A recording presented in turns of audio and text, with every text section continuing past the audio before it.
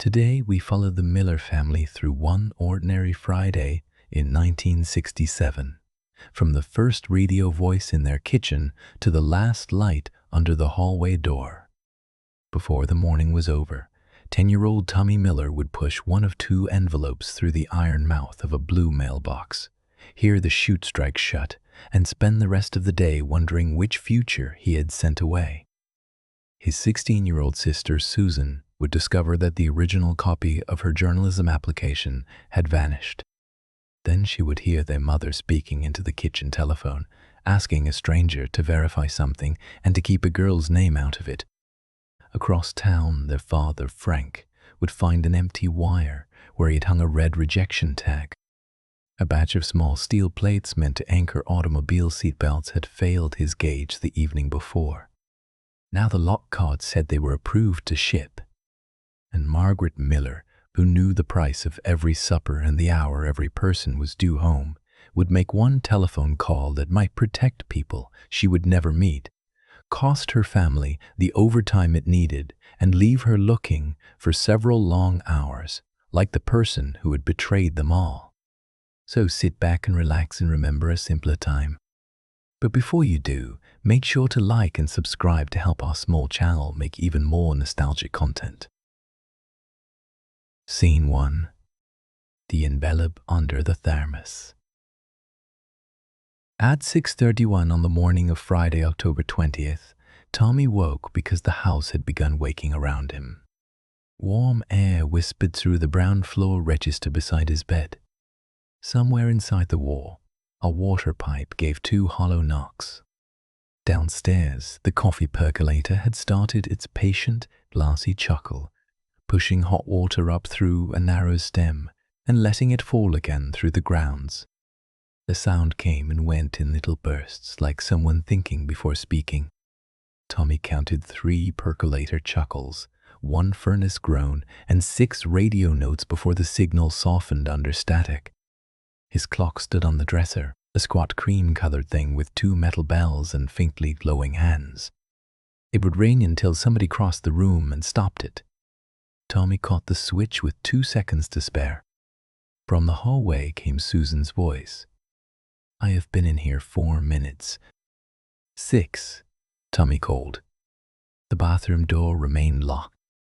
The Millers had 1 complete bathroom, 1 tub, 1 toilet, 1 porcelain sink, and 1 medicine cabinet with a mirror that made everyone wait in the same hallway. Susan had carried her pocket radio inside with her.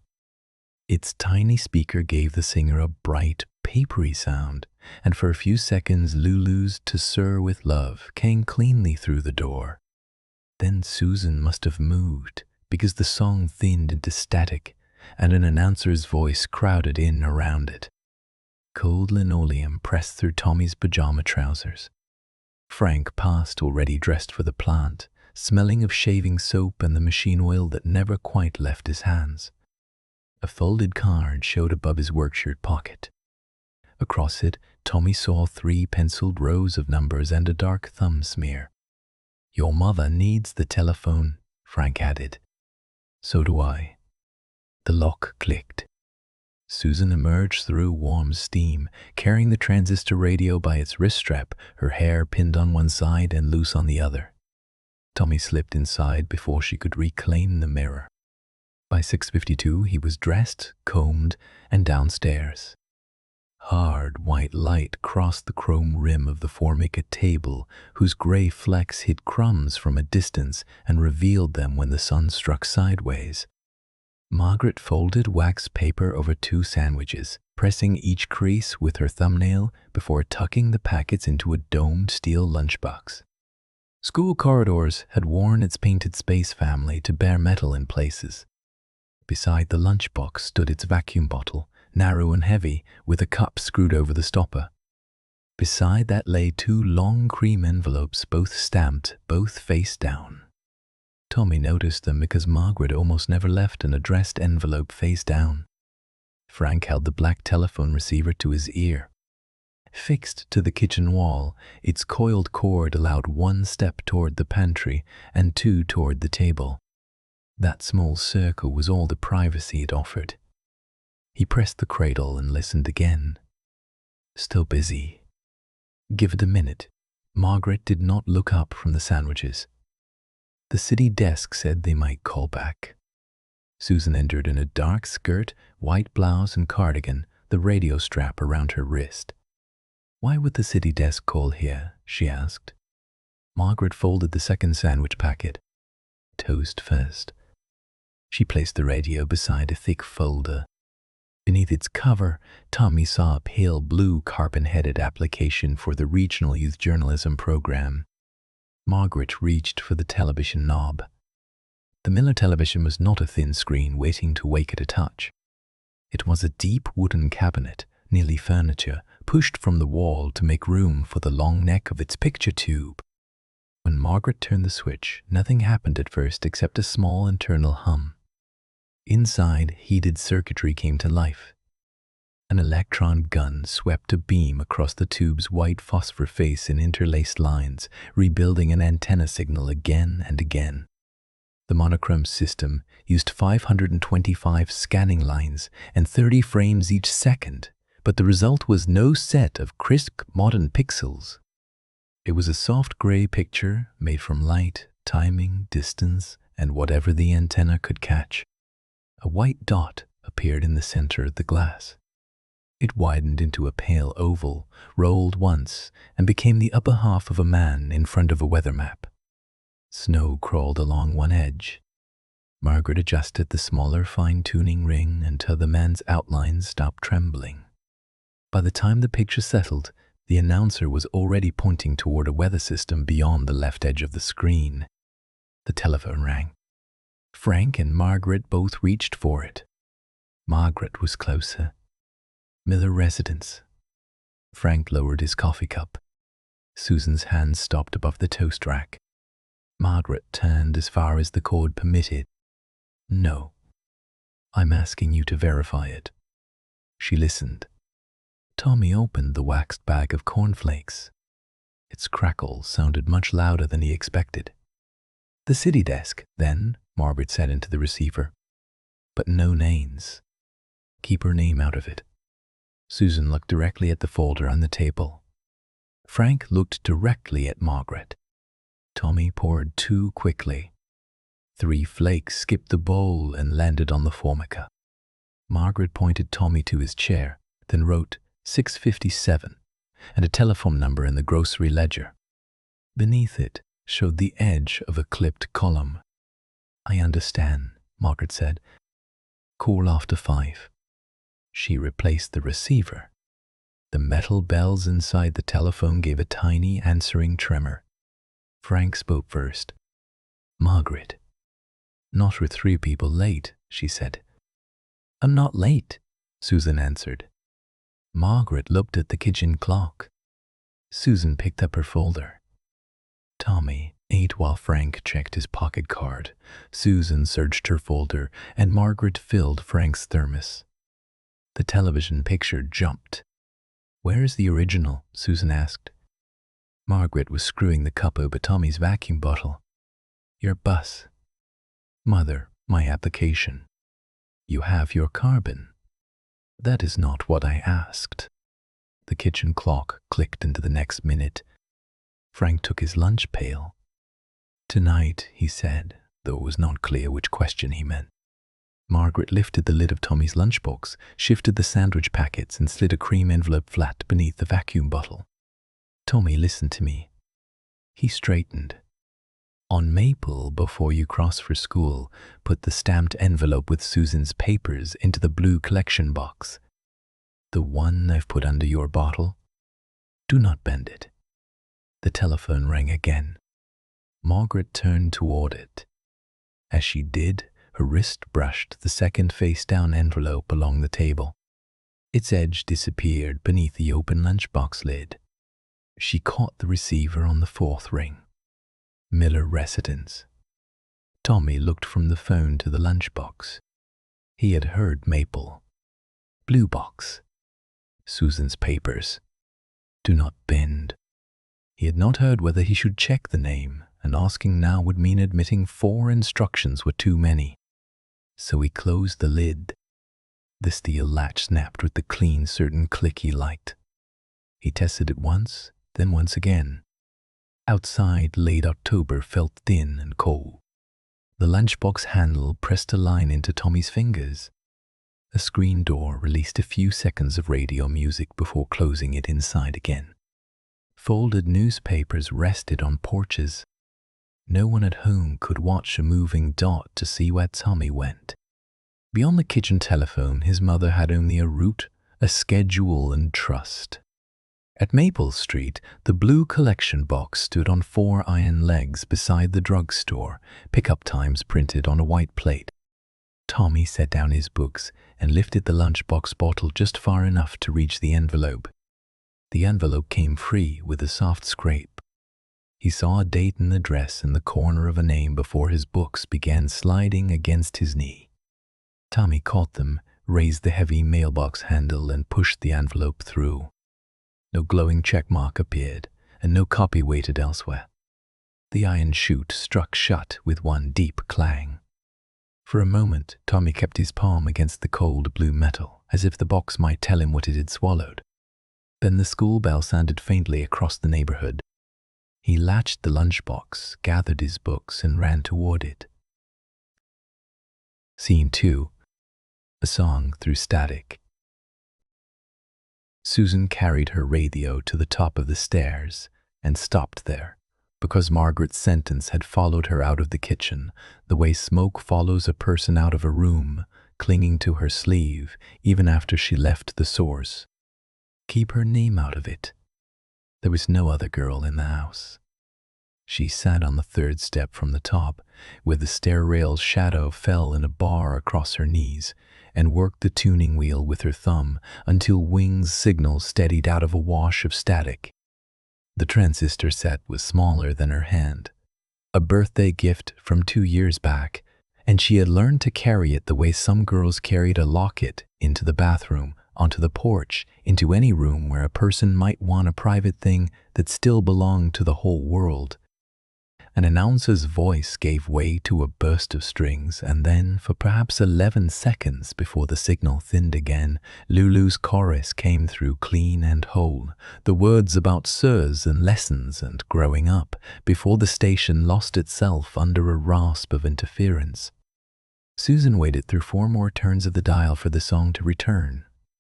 It did not. That was the nature of listening in 1967. A person did not choose the record, only the moment she happened to be near the radio when someone else chose it for her, and today someone else had chosen again, without asking. She went back downstairs for the folder. It was not where she had left it.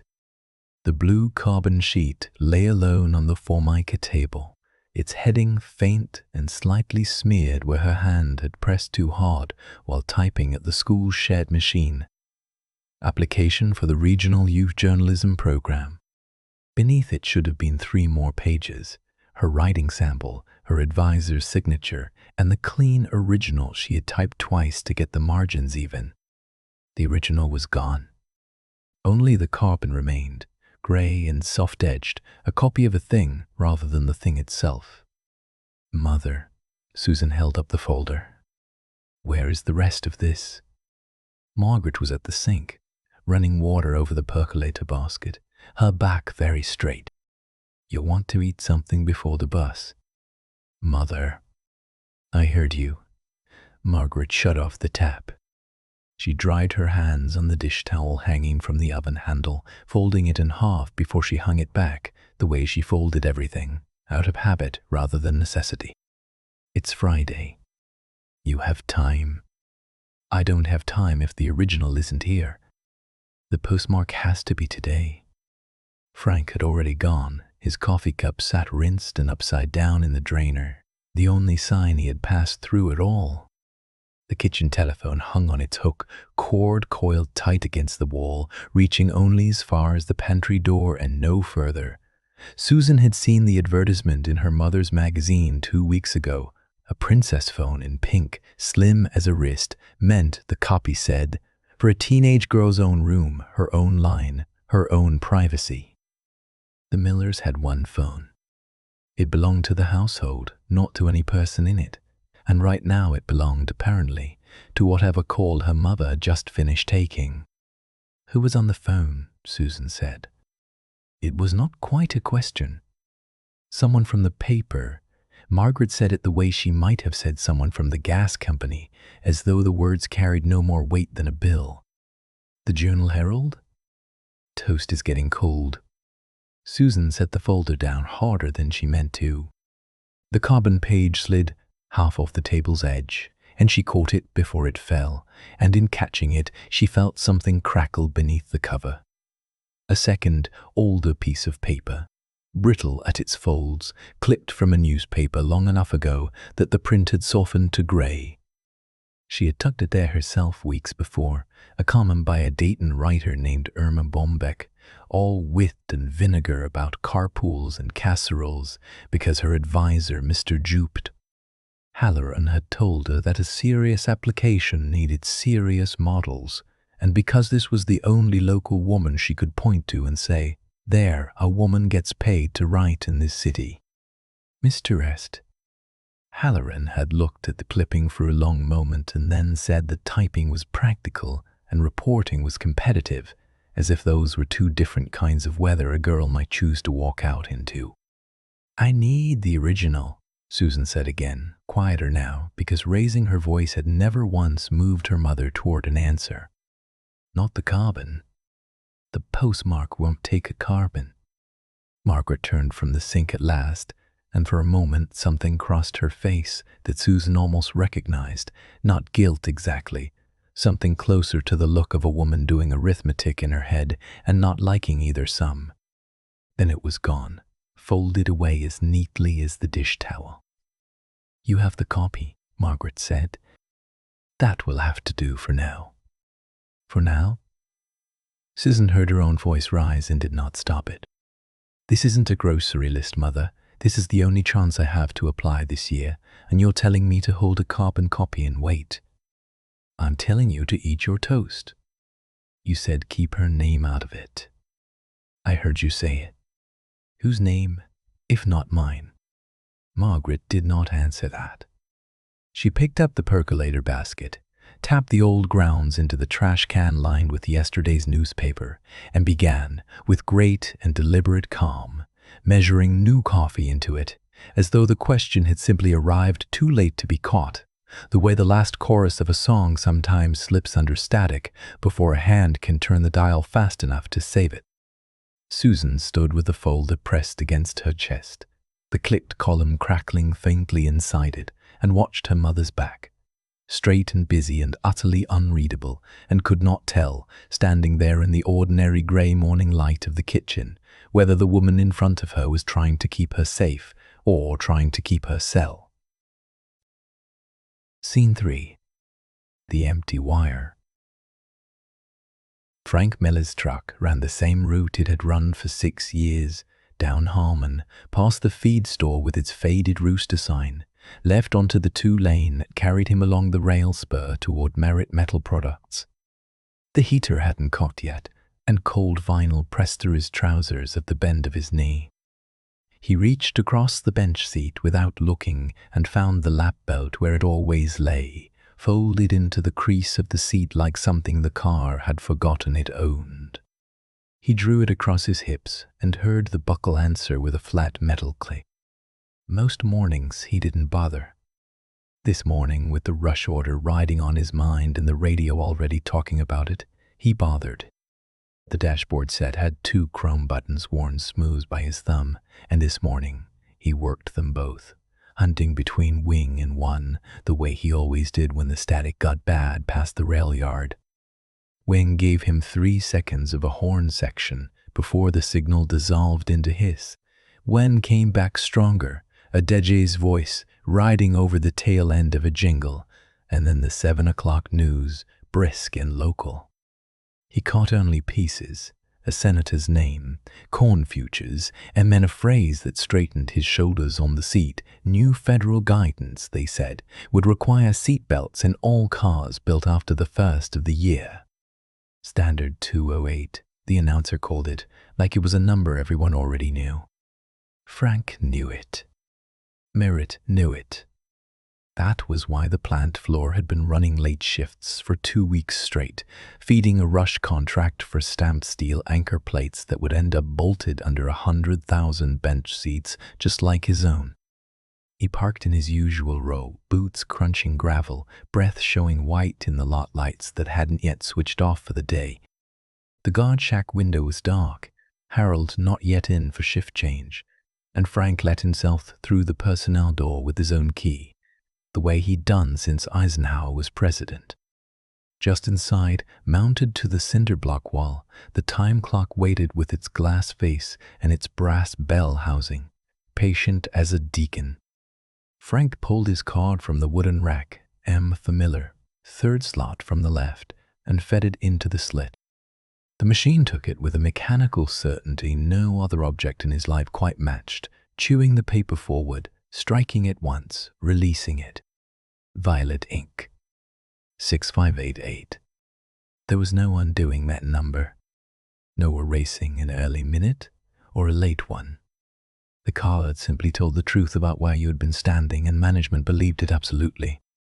He clocked in 9 minutes ahead of the production horn, same as always, because line 3 didn't forgive a slow start, and because a man who wanted the overtime column checked at week's end had better be standing at his station before anybody else needed telling to hurry. The overtime mattered. 40 hours bought groceries and the mortgage and Tommy's shoes before they pinched. Anything past 40 was the difference between Susan getting a new coat this winter and Susan wearing Margaret's old one turned at the seams. Frank had worked Saturdays through most of September for exactly that reason, and if a batch of anchor plates needed extra hours to get right, he wasn't against the hours. He was against getting it wrong. The plant smelled the way it always smelled at that hour. Hot oil, cold concrete, a whiff of flux from the weld bay down past the loading dock, and line 3 sat where he'd left it the night before, silent, its dies clean, its guarding down. He walked the length of the press bed the way he always did before the line woke, checking bolts, checking the Menepic hose for the telltale sag that meant a leak was building. Everything sat exactly as he'd left it, except the wire. A short length of steel wire hung from a bracket beside the gauge station, bent into a small hook. Frank had clipped a red rejection tag to that hook the evening before, right at shift's end, after he'd run 3 plates from Lot 47C through the go/no-go gauge and watched all 3 fail to seat. He remembered the tag's weight swinging slightly as he'd walked away, remembered writing Ramesha across it in pencil so heavy the paper had nearly torn. The wire hung empty now, bare, curved, catching the overhead light with nothing on it at all. Frank stood there a moment the way a man stands over a drawer he's certain he closed. Then he crossed to the lot, card clipped beside the storage rack, the card that traveled with Lot 47C like a passport, recording every hand that had touched it. His own initials sat partway down the page beside yesterday's date, beside the word Hode written in his own square print. Below that, in a different hand, in blue ink instead of his pencil, someone had written a new line, approved to ship. And beside it, an initial. 2 letters, close together, slanted hard to the right. He didn't know the hand. He turned the card sideways, held it under the gauge lamp, turned it back. Margaret ran a small floor, 6 line leads, 2 foremen, 1 plant manager, whose signature Frank could have picked out blind. This wasn't any of them. This was someone he couldn't place at all, and the not knowing sat in his chest, heavier than the wrong measurement had the night before. Somewhere behind him the production horn sounded its first low note, calling the floor to life, and machines up and down the line began their slow chorus of hiss and clank. Frank kept his eyes on the card, on the strange initial drying blue against the pencil beneath it, and felt the whole week's math shift under him. Lot 47C hadn't just been overlooked. It had been moved. Someone had reached past his tag, past his hold, and sent it forward, and Frank had no way yet to say who or how far down the line those plates had already traveled. Scene 4. Two sets that do not match. The classroom smelled of chalk dust and radiator heat, and above the blackboard hung a long painted number line, its black arrowheads pointing off toward numbers Tommy could not imagine ever needing. Mrs. Halloran stood beneath it with a fresh stick of chalk, her fingers already pale with dust, and behind her someone had drawn two lopsided circles on the board, one marked A and one marked B, with a scatter of numerals inside each like buckshot.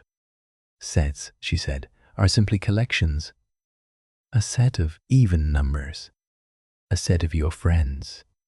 A set, and here she smiled thinly, of children who forgot to bring a pencil. Tommy had brought a pencil. He had brought several. His pencil box sat open on the desk, the long kind with a sliding tray, big enough now to hold not just pencils but a protractor, a gum eraser, and the folded permission slip his mother made him carry for the assembly next month. It had been Susan's box first, handed down 2 years ago, the cardboard corners softened from use. He had sharpened 3 pencils that morning at the wall crank sharpener by the coat closet, turning the handle until the motor note deepened and thinned again, watching cedar curls fall into the clear drawer already grey with graphite dust. Kenny Popowski had made him wait behind 2 other boys, and by the time Tommy got his turn, the second bell had already rung. So he'd hurried the last pencil and it came out lopsided, the point off-center like a bent nail. Now that pencil sat in the tray next to a stub of pink eraser and next to something else, a long cream envelope.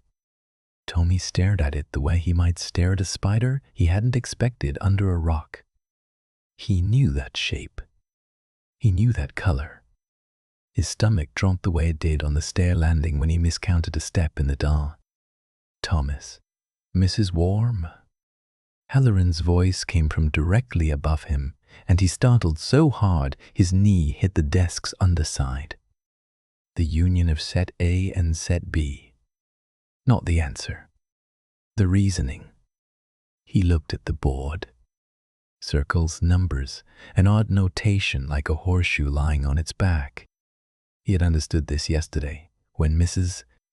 Halloran had colored rods lined up on her desk, red ones and yellow ones showing how numbers fit together like fence pickets. It made sense in his hands. It made no sense on paper, where the rods became abstractions and the reasoning had to be written in words he didn't quite trust. The union is, he said, and stopped. Someone in the back row snickered. Not unkindly. Just because someone always did.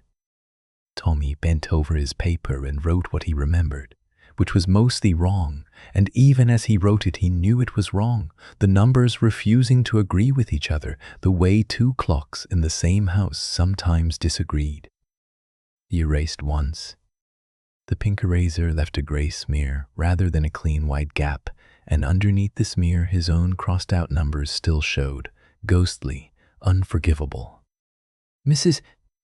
Halloran moved down the row collecting the exercise sheets before he'd finished the second problem. He held his outlast later than everyone else, the paper slightly damp where his hand had pressed too hard. She did not say anything cruel. She simply took it, glanced down, and made a small red mark near the top with a pencil she kept behind her ear for exactly this purpose. There was no other way the mark could reach home. No portal. No telephone call to a school office computer, nothing but the paper itself, folded now into his notebook, carrying its verdict the way certain letters carried theirs. He would have to bring it home.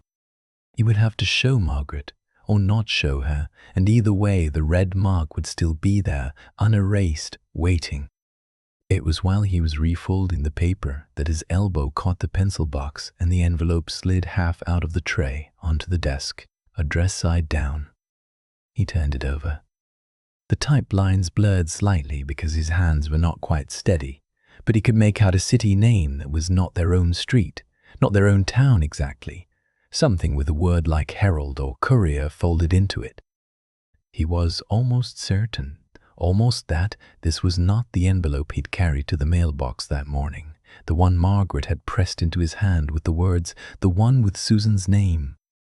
He was almost certain the one he pushed through the blue iron mouth had looked exactly like this one, which meant this was the other one, the one still in his pencil box, the one that had never gone anywhere. Or did it mean that? He tried to picture the mailbox slot, the two envelopes clinging together beneath the lunchbox thermos that morning, his thumb finding one and shoving it through before the chute could close. Which address had faced him? He had not looked. He had been thinking about the chute, about being late, about proving he could do one simple thing without being told twice. His stomach turned over slowly, like the crank sharpener catching on a stubborn pencil. Mrs. Halloran was already turning back to the board, tapping the chalk twice against Circle A. Now, does that mean if we take the intersection, the numbers common to both sets? Tommy's eyes drifted to the board without seeing it. 2 sets. 2 envelopes. One of them belongs somewhere else entirely, and one of them is supposed to be gone, and he could not, no matter how hard he pressed his memory, make the 2 sets agree. But something in her chalk lines caught anyway, not the arithmetic, but the idea beneath it. A set was just would belong together. If he could not remember which envelope had gone into the mailbox, maybe he did not need to. Maybe he only needed to know what was left and compare it against something that hadn't moved. Susan kept a copy of things. She always did, folding blue-tinted sheets into her folder like she expected to need proof of her own life someday. If he kept this envelope safe, did not fold it, did not lose it, did not let it slide beneath his lunchbox again, he could show her tonight side by side and let the 2 sets finally match or refuse to.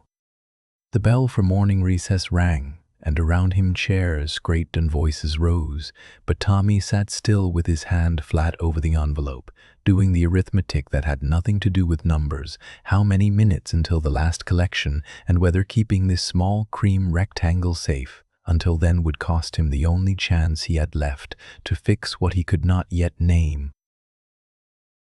Scene 5. The practical future.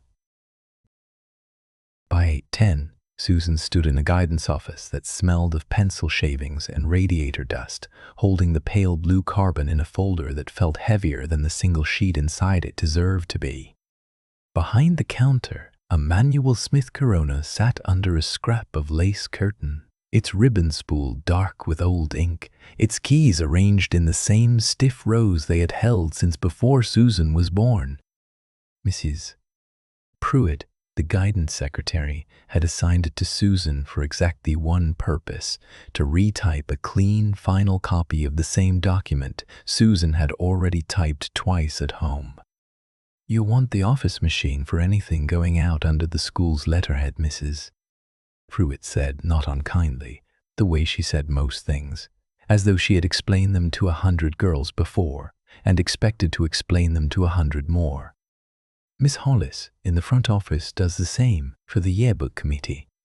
Very tidy work." Susan sat where she was told to sit. She rolled a fresh sheet around the platen, checked that the edge sat true against the guide, and slid a carbon sheet in behind it, blue-black side down, aligning both edges with the kind of care her mother used pinning a hem. One crooked page made 2 crooked copies. She had learned that at home, on the kitchen table with Tommy watching her hands instead of his homework.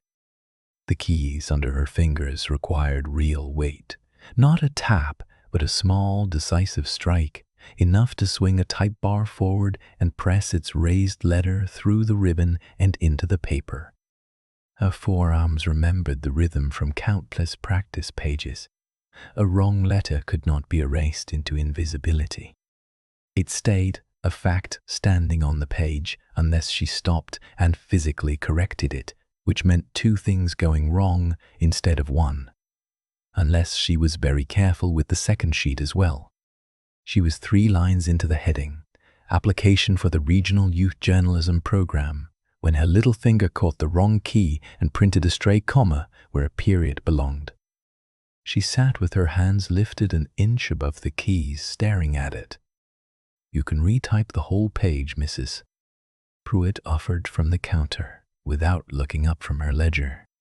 Some girls prefer to start fresh rather than have a correction show.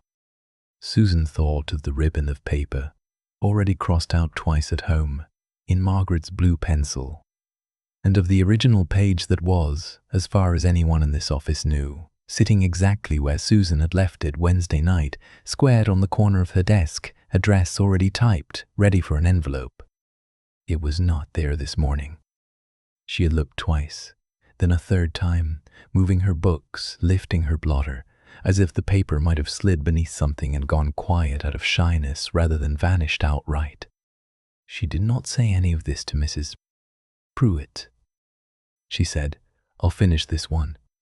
"Very sensible, Mrs. Bat," Pruitt said in the voice adults used when they meant something slightly different, competent, employable, realistic, words that always seemed to end the girl's ambition just short of where it had been heading. There's steady work for a girl who types well. Doctors' offices, insurance companies.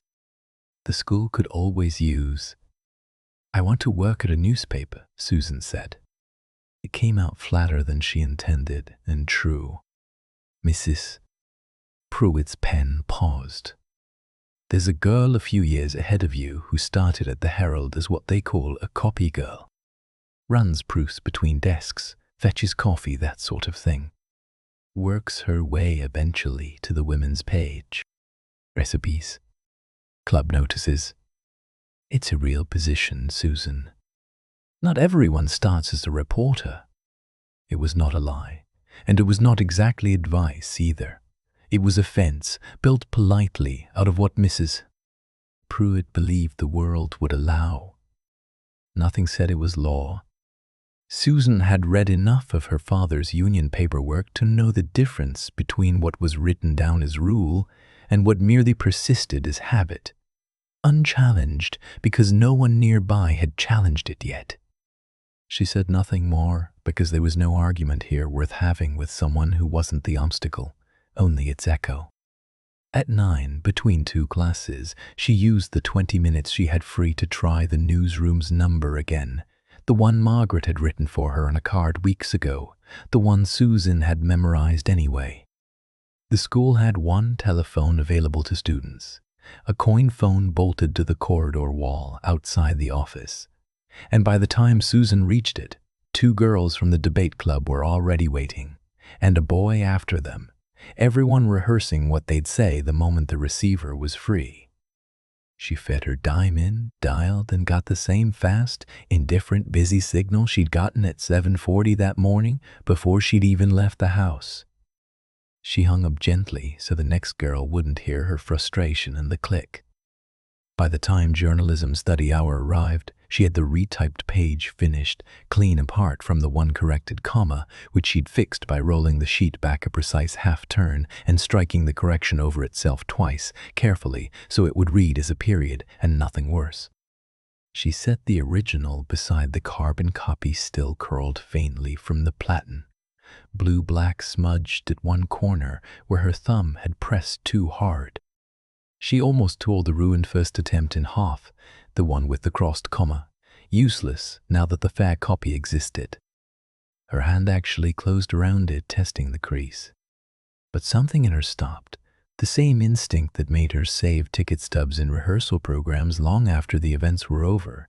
Evidence outlasts memory. She folded it instead and slid it into her folder behind the good copy, telling herself only that a duplicate never hurt anything.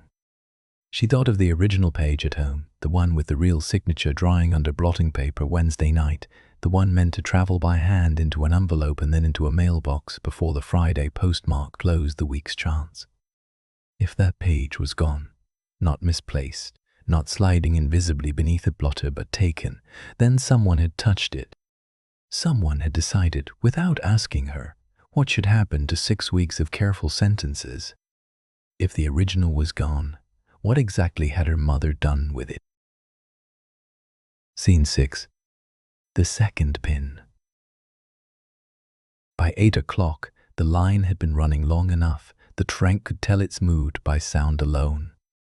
The press thumped in fours, pause thumped in fours again, and somewhere under that rhythm, a bearing was starting to complain in a register. No one else on line 3 seemed to notice.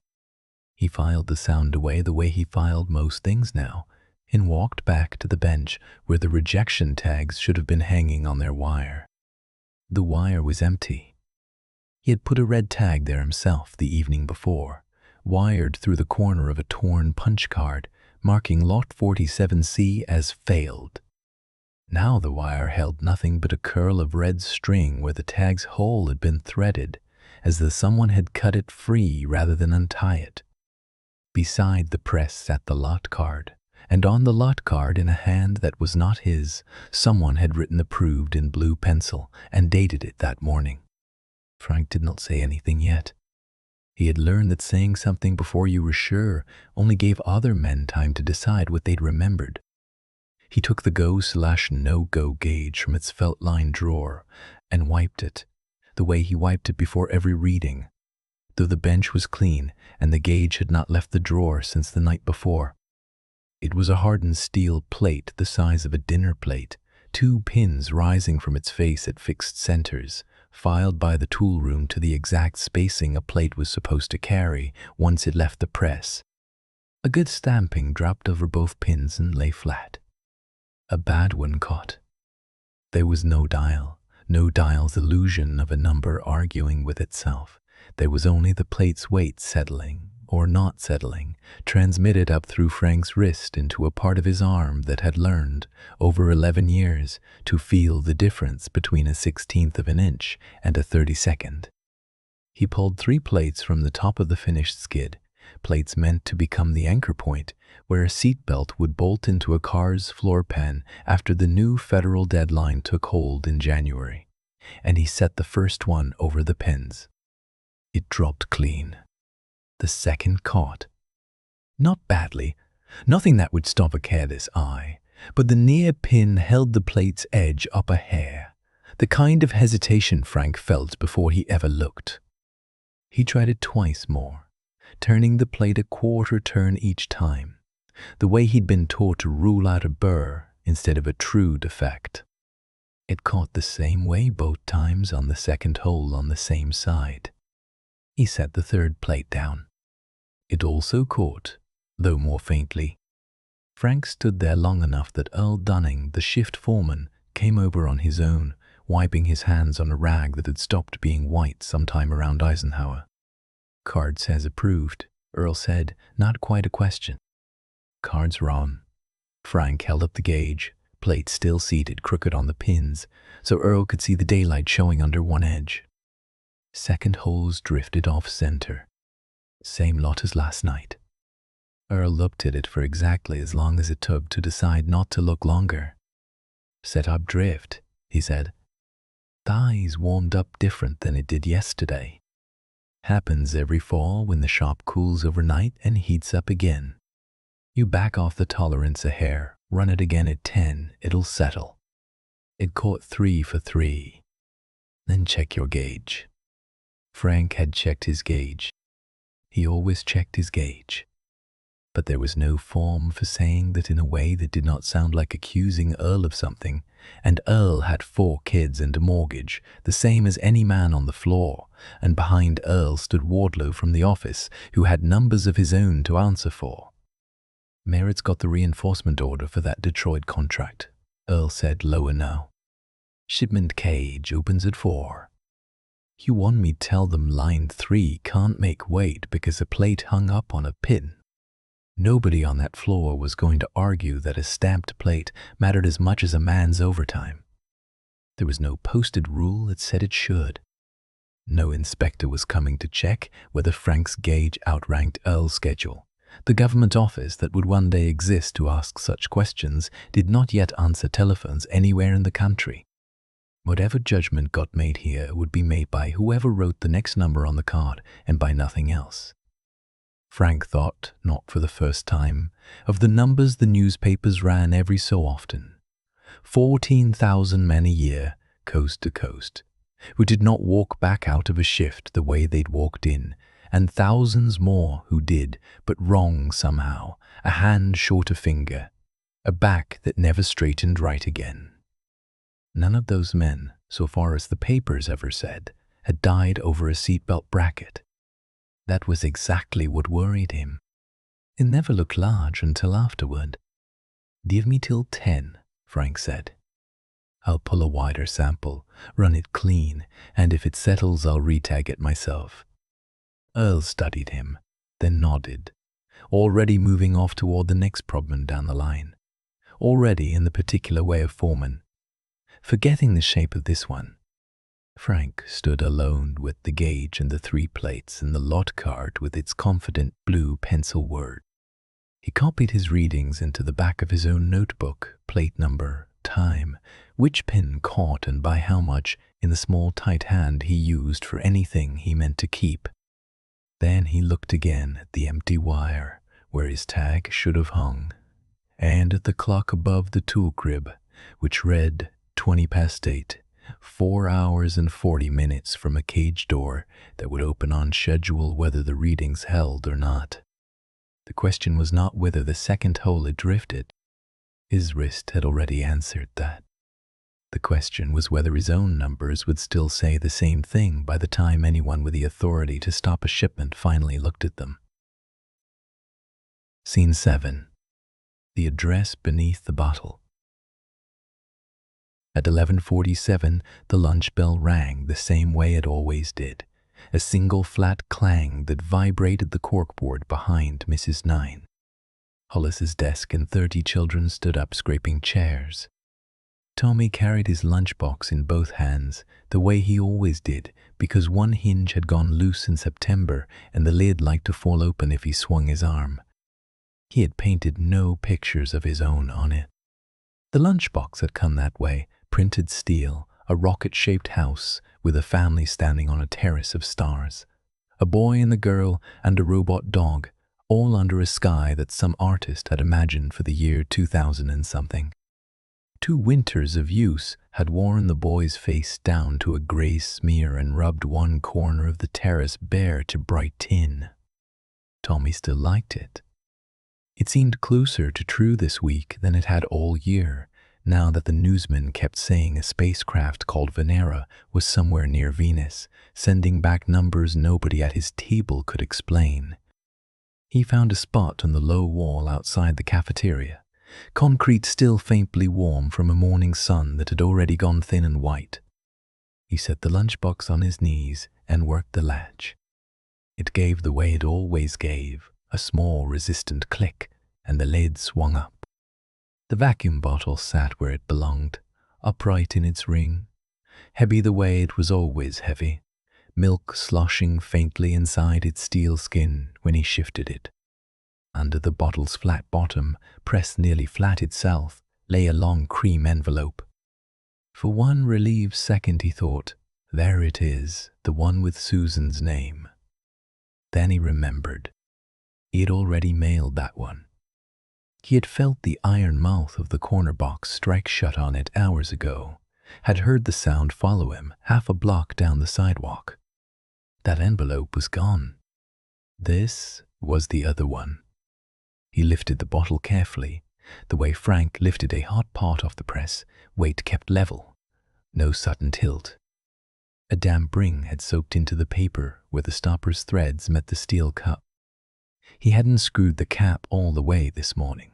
A thin thread of milk had crept along the bottle's base and touched the envelope's underside sometime around 10 o'clock, when the lunchbox had ridden flat under his desk through arithmetic and geography. The dampness had climbed only along one edge. He turned the envelope toward the light. Blue ink, someone's fountain pen, had begun to soften and spread where the milk reached it, each letter growing a faint feathered shadow, like breath on a cold window. But above the wet line the address stood dry and sharp. He read it the way he read anything difficult, moving his lips without sound. City editor. Then a street he didn't recognize, and after that, in the same hand, the word confidential, underlined once. Not Susan's name, not their own street, not anything meant for the regional youth journalism program.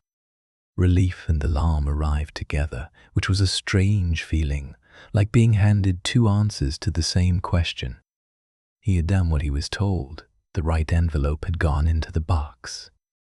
But this envelope, the one still warm from his own lunch pail, was not something he had ever been told about at all. Behind him, a red rubber ball smacked off the brick wall, and 4 boys scattered to catch it. Gibson, one of them, shouted, the way you'd shout a password, and another answered, Saints they. Louis 4 games to 3, in the tired, satisfied voice of someone repeating a fact he had already repeated 11 times since the series ended. A boy named Petruccelli's cousin claimed Boston had been robbed. Somebody else said nobody could rob a team that let in that many runs in one series, and the ball smacked the wall again, and the argument went around a second time, exactly the same, the way arguments about a game already finished always do. No new pitch could be thrown, only the same 7 games replayed with different emphasis. Tommy held the envelope flat against his knee, out of the path of the ball. He turned it over. The back flap had not been opened. It was sealed, corners square, someone's careful work. Whoever addressed it had written small and pressed hard enough to dent the paper. There was no way to call home and ask which drawer this belonged in, no plastic rectangle in his pocket that could ring the kitchen wall telephone and let Margaret's voice sort it out in 10 seconds the way she sorted everything else. If he wanted an answer, he would have to walk to it or wait for someone to come find him, and no one was coming.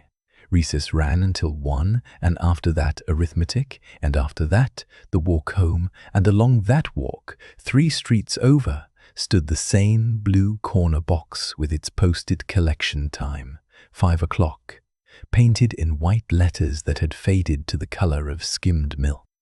He knew, the way he knew stair treads without counting them anymore, that once the little door beneath that number closed for the day, whatever hadn't gone through the slot would sit in his pocket overnight, damp corner and all, ink spreading a little further each hour it rode against him. He slid the envelope inside his shirt, against his ribs, where it would stay dry from anything but his own sweat, and closed the lunchbox lid over the empty space where it had hidden. He tightened the vacuum bottle's cap 2 full turns past where it had been, testing it once with his thumb, the way Frank tested a gauge before trusting a reading. The ball hit the wall again. Somebody called his name to come play the outfield, and he said in a minute, and did not move. He thought of walking straight out the gate right now, past Mrs. Zurley. Hollis passed the flag, down toward the mailbox, and decided against it before he'd finished thinking it.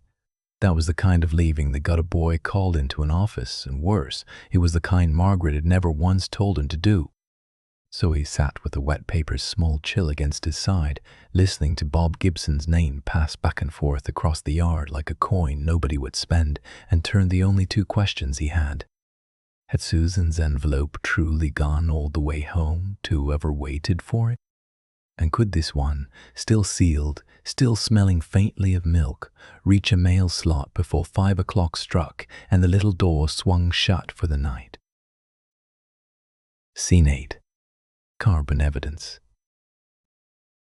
The school library kept its typewriters in a row along the back wall, 3 black Smith machines chained lightly to the table legs, so no one could carry one home by mistake. Susan had signed for the middle one at lunch, the way she always did, because its space bar stuck less than the others, and its ribbon still had ink in the upper half of the loop. She rolled a clean sheet around the platen, then a carbon, then a second sheet behind it, the way Margaret had taught her years ago at this same kind of machine, back before Susan understood what her mother had once done with one. 2 sheets, 1 strike, 1 file copy for whoever asked to see it later. There was no folder in a machine downtown that would keep a version for you. There was only what came out from under the roller and what stayed on the carbon beneath it. She began the sample article again from a fresh line because the original had not come home in her folder that morning. She'd looked twice at breakfast, once in her school bag on the bus, and once more at her locker before first period, and each time it had simply not been there, though the blue carbon still was, tucked where it always rode, one sheet behind the good copy. Binner 4 fell toward Venus on the 18th of October, she typed, and Mariner 5 passed nearby the day after, and both machines sent their findings home across tens of millions of miles of empty dark. Her fingers found the keys easily until the word millions came out Mickeans, the L and the K too close under her fingers, both letters striking before she could stop them. She sat back and looked at the mistake the way Frank looked at a bad reading on a gauge, without immediately reaching for anything. There was no way to lift ink off a page the way a fingertip lifts a smudge off glass. She rolled the platen up, took the small grey eraser from the tray, and worked the mistake away in small circular strokes, watching the paper fibers rough and pale under the rubber until the letters were gone and only a faint felted patch remained where the word had been.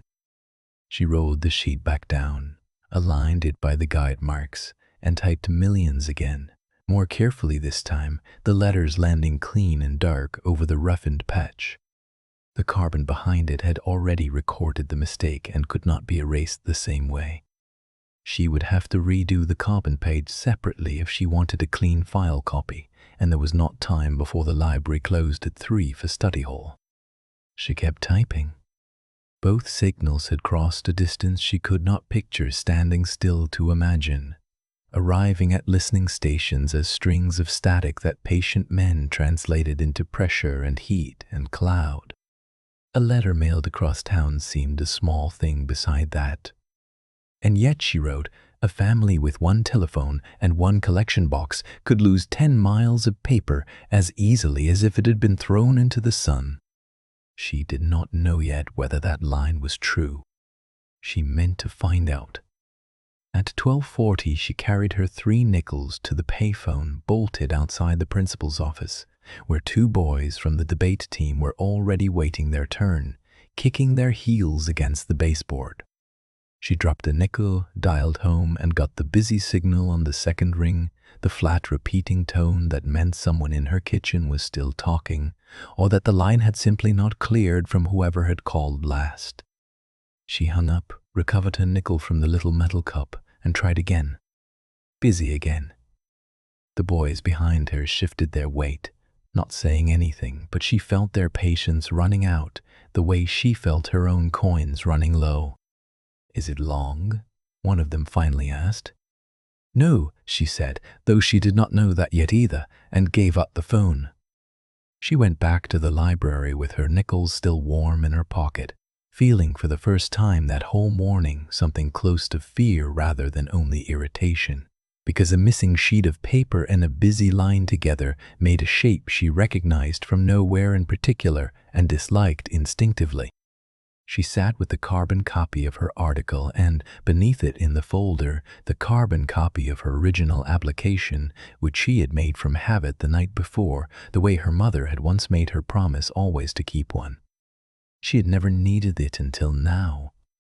She smoothed it flat on the table and read the top line where she had typed her own return address in the corner, and beneath it, in the space meant for the recipient, the address of the regional program's downtown post office box, which she had copied from the flyer weeks earlier and knew by heart.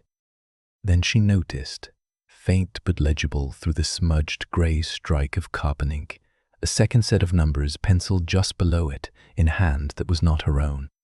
Her mother's hand. The same box number. The same street. Written not once but twice, as if checked against something. The pencil pressed hard enough to leave a groove in the paper the way Margaret pressed pencil into every grocery figure she meant to trust later. Susan sat very still. She had seen her mother that morning, bent over the kitchen table, with a pencil in an envelope turned face down, in the very minutes before the telephone rang, and Margaret asked someone to keep a girl's name out of it. Susan had assumed then that the call concerned Frank. And only Frank, because Frank was the one with trouble at the plant that week. But the address penciled onto her own carbon belonged to her, not to any newsroom, and someone who copied an address that carefully did not do it by accident. She closed the folder without finishing the sentence about millions of miles. The bell for study hall rang somewhere down the corridor, muffled through 2 sets of doors, and the boys at the payphone had already given up their turn to someone else. Susan sat with her hands flat on the table, the true address burned into blue carbon in front of her, and could not make the 2 facts she now held sit peacefully beside one another, that her mother had copied the very same address that carried Susan's application away, and that her mother, in the same hour, had also been speaking to some stranger about a newsroom envelope entirely. Why would one woman's mourning contain both? Scene 9. The notebook at the gate.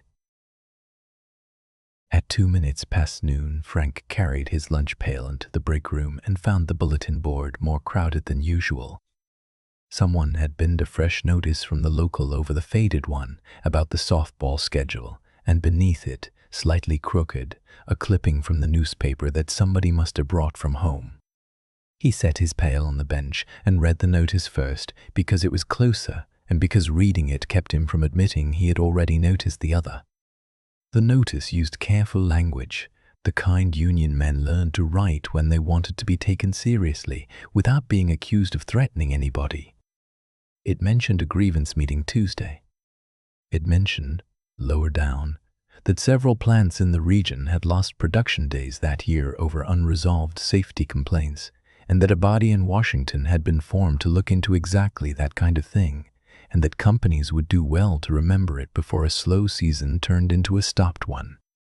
Frank had heard men talk about strikes the way they talked about weather, something that happened elsewhere and might happen here, and he had never let it worry him particularly, because a shutdown never bought anyone a house. Now the words sat differently. He thought of overtime, of Susan's tuition fund folder in the hall closet, of Tommy's shoes that would need replacing before Christmas. A stop line could cost more than a bad part ever would, and both things were sitting on the same board, 6 inches apart. The clipping was smaller, 3 column inches, easy to miss if you weren't already looking for trouble. It described a new commission in Washington meant to study product safety, formed that year with hearings and reports still to come. It did not mention seatbelts or Ohio or Merit metal products by name. It did not need to. Frank read it twice and felt the same tightening under his ribs he felt when a press ran a fraction rough and he couldn't yet say why. He ate half a sandwich standing up because sitting made the reading feel too deliberate, as though someone might ask what a line mechanic wanted with 2 column inches about Washington. Around him men talked about the ball scores and about somebody's carburetor, ordinary noise, and he was grateful for it the way a man is grateful for a fan running in a hot room even though it does nothing to actually cool the air. At 12:15, he found Ted Braddock near the loading dock, where the steward customarily stood between shifts with his own coffee and his own patients. Braddock had thick forearms and a way of listening that made a man feel heard even before he answered. Ted, got a minute? Always got a minute for you, Frank. What's on your mind, the notice or the clipping? Both, maybe. Wanted to ask, without it becoming a whole conversation if a lot got flagged and then got cleared without anybody remeasuring, is there a route to ask about that? Quiet. Not a complaint. Just a question. Braddock's eyes narrowed slightly, not with suspicion but with the particular attention of a man filing something away. There's a route. You come to me, I ask upstairs in general terms. Nobody's name gets attached unless somebody wants it attached. That what you're asking? That's what I'm asking. Lot 47C by any chance? Frank didn't answer, which was its own kind of answer, and Braddock nodded once, as if he'd expected exactly that. I'll ask around. Quiet like you said.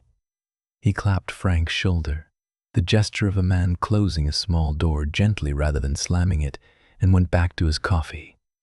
Frank felt the relief of having moved the weight an inch, not off himself but towards someone whose job it was to carry weight like that. He pulled a folded pocket card from his shirt and looked at it again in the grey daylight by the dock door. 3 readings, penciled Wednesday evening before the tag disappeared. A thumb smear across the middle number, grease from handling, but the first and third numbers still stood clear enough to show the same drift, the same story the smear couldn't erase.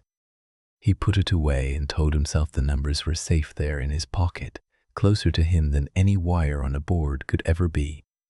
He was crossing back toward the assembly floor when a man he didn't recognize fell into step near the gate, notebook already out, pencil ready in a way that told Frank this wasn't the first question of the day.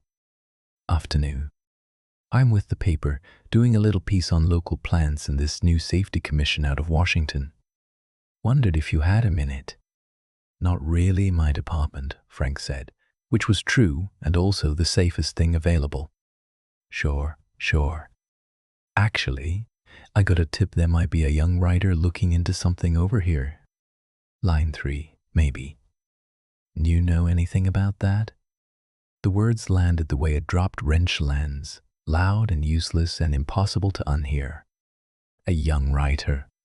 Line 3 was his line. Frank thought immediately, helplessly, of Susan's application folder on the kitchen table, of the careful phrases she practiced under her breath, of a girl hungry enough for a real story that she might have mentioned her own father's line to somebody at school who mentioned it to somebody else. He thought of Margaret's phone call that morning, the one about verification, the one about keeping a girl's name out of it, and for one sick moment the two things fused into a single accusation in his mind. His daughter had taken what he'd been carrying quietly and turned it into her ticket, into that regional program, without asking him, without warning him, using his own worry as her raw material. No, Frank said too flatly. No idea. No trouble. Just asking around. The reporter tipped his hat and drifted toward another man coming off shift, notebook already turning to a fresh page. Frank stood at the gate a moment longer than he needed to, lunch pail heavy in his hand, watching the notebook move from man to man like something searching for a place to land. He thought of Susan's careful handwriting, her stubborn insistence on being taken seriously, and felt something between anger and something closer to fear settle low in his chest, because if she had used what he'd told no one, then either she had gone looking where she had no business looking, or someone else already knew far more than Frank had ever said out loud. He walked back toward line 3 without deciding which possibility frightened him more, that his daughter had exposed the plant to make her name, or that someone was using her name to reach him. Scene 10. Before the last collection. Tommy's car was small enough to seem safe return the wrench Frank had lent Mr. Halloran 2 doors down, then ride home along Kessler Street the way he always did. It should have taken 9 minutes.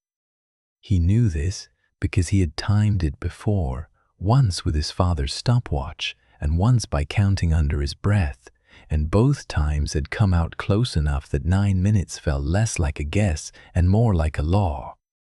He left the house at 3007 by the kitchen clock, the same clock Margaret glanced at without seeming to, the same clock that would keep no record of where he went once he stepped past the driveway.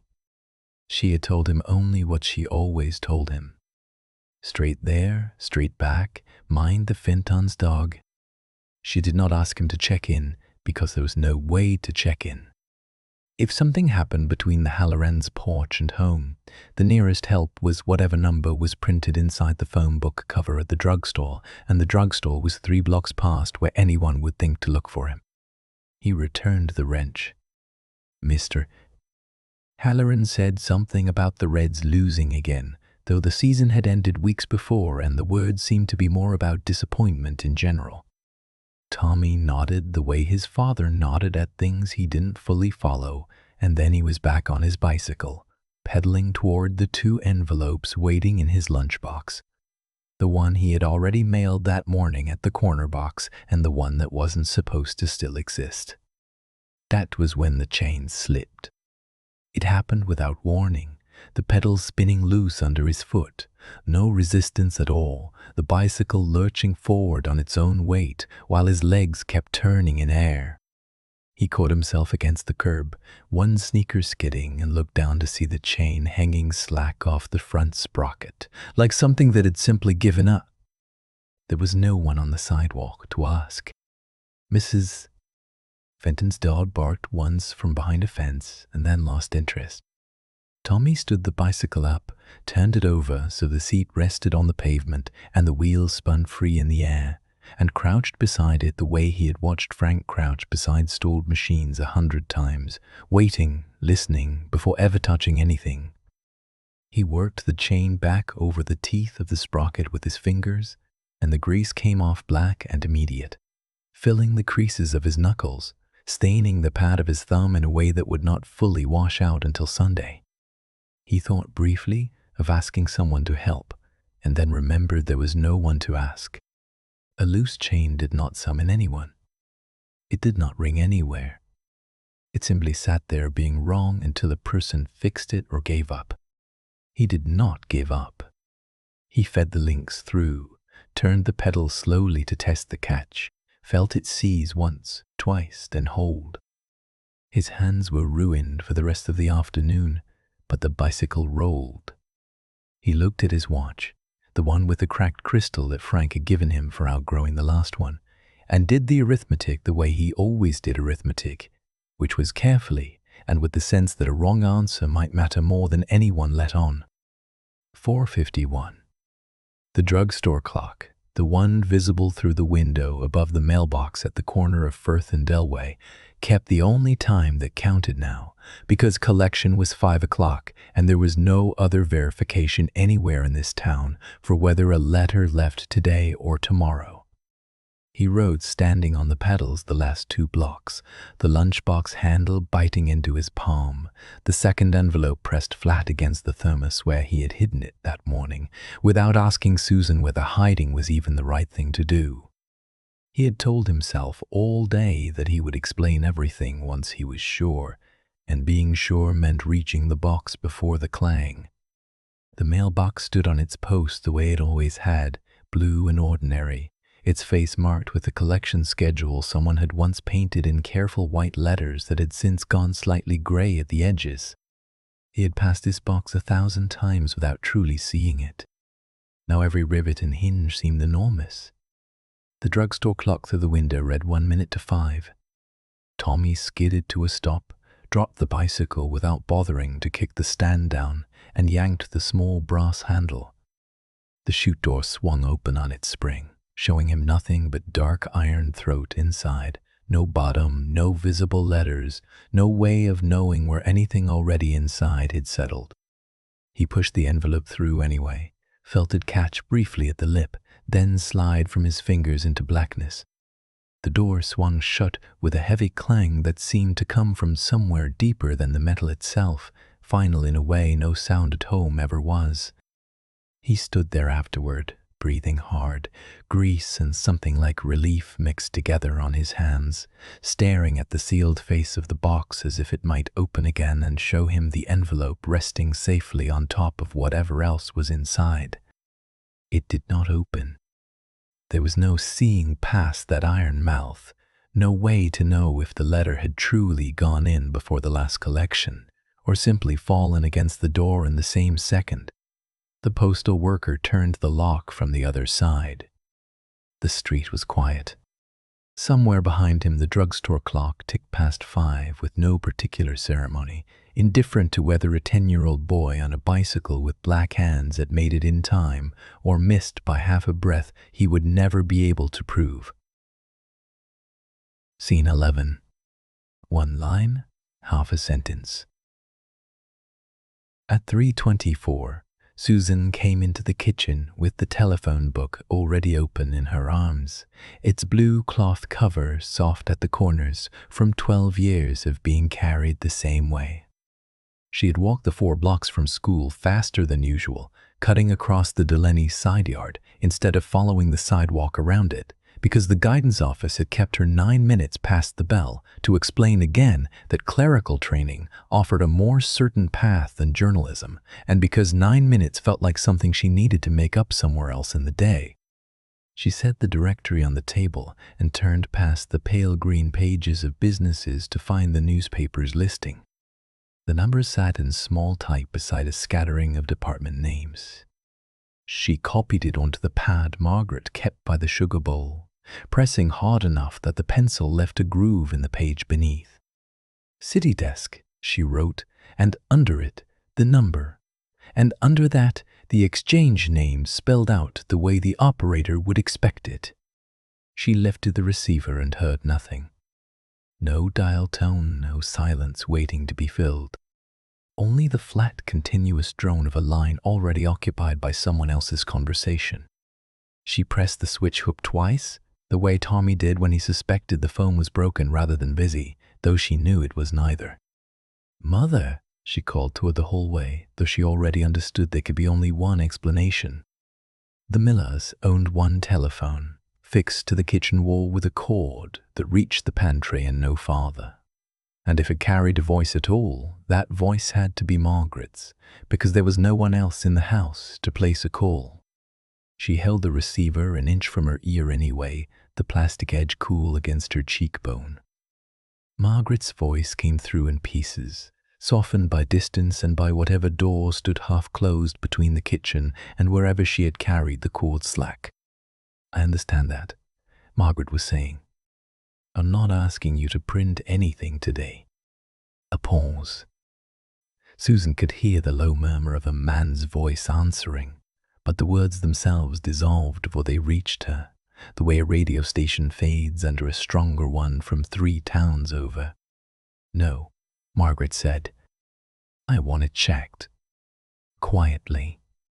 Susan pressed the receiver harder against her ear, as if proximity alone could sharpen the second voice into words. It didn't. She caught rhythm, tone, the shape of a question, but not its content. Then, clear as a struck bell, keep her name out of it. The line went on a moment longer, Margaret's voice dropping under the weight of whatever came next, and Susan set the receiver down so quietly the cradle barely clicked, because she did not want her mother to know she had been listening, and because some part of her already knew what she had heard could not be walked back into innocence. She sat at the table with the telephone book still open and the pad in front of her, and she thought about the folder. The application had been in it that morning, a pale blue carbon beneath a heavier original, both headed the same way, application for the Regional U Journalism program. She had checked the folder twice since school let out. The carbon remained. The original did not. Keep her name out of it. There was only one girl whose name belonged to that folder. Susan stood, walked to the wall phone and lifted the receiver again. The line had cleared. A dial tone hummed, patient and empty, waiting to be used. She dialed the number from the pad, her finger drawing the rotary wheel around to the metal stop and releasing it.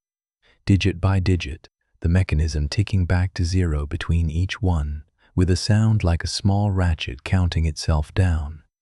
6 digits in, her finger slipped on the 7th, catching the 7 instead of the 4 she had meant, and she had to set the receiver back in its cradle and start over, waiting through the return click before she dared touch the dial again. This time the number went through clean.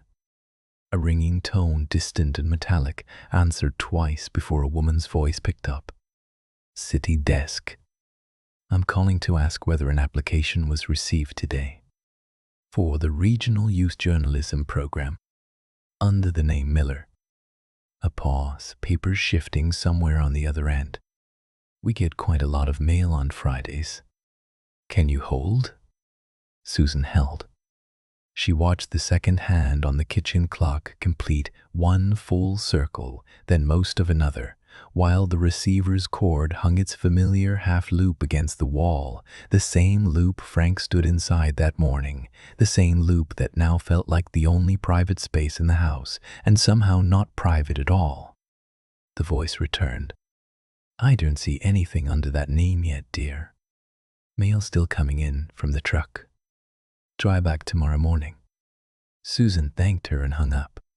She sat back down at the table, the directory still open, the pad with its pencil groove still bearing the number she no longer needed.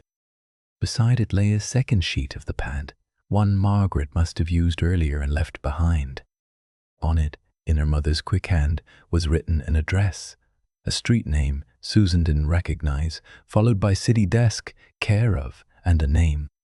Susan reached for her own bag and drew out the carbon copy of her application, the one that never left her folder because she had learned, watching her mother clip figures from grocery ads and check them twice before spending anything, that a copy was insurance against a world that lost things.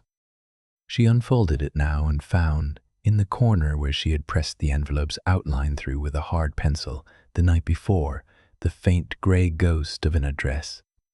It matched. The street, the name, the words care of, all of it lined up with what Margaret had written on the pad beside the sugar bowl. Susan sat very still, the carbon in one hand and her mother's note in the other, and thought of the sentence she had heard through the cord's imperfect privacy, the half of a conversation that had seemed an hour ago so plainly about betrayal. Was her mother protecting a source? And if she was, then from whom, and why would that protection require erasing her own daughter's name from a story Susan hadn't even written yet? Scene 12.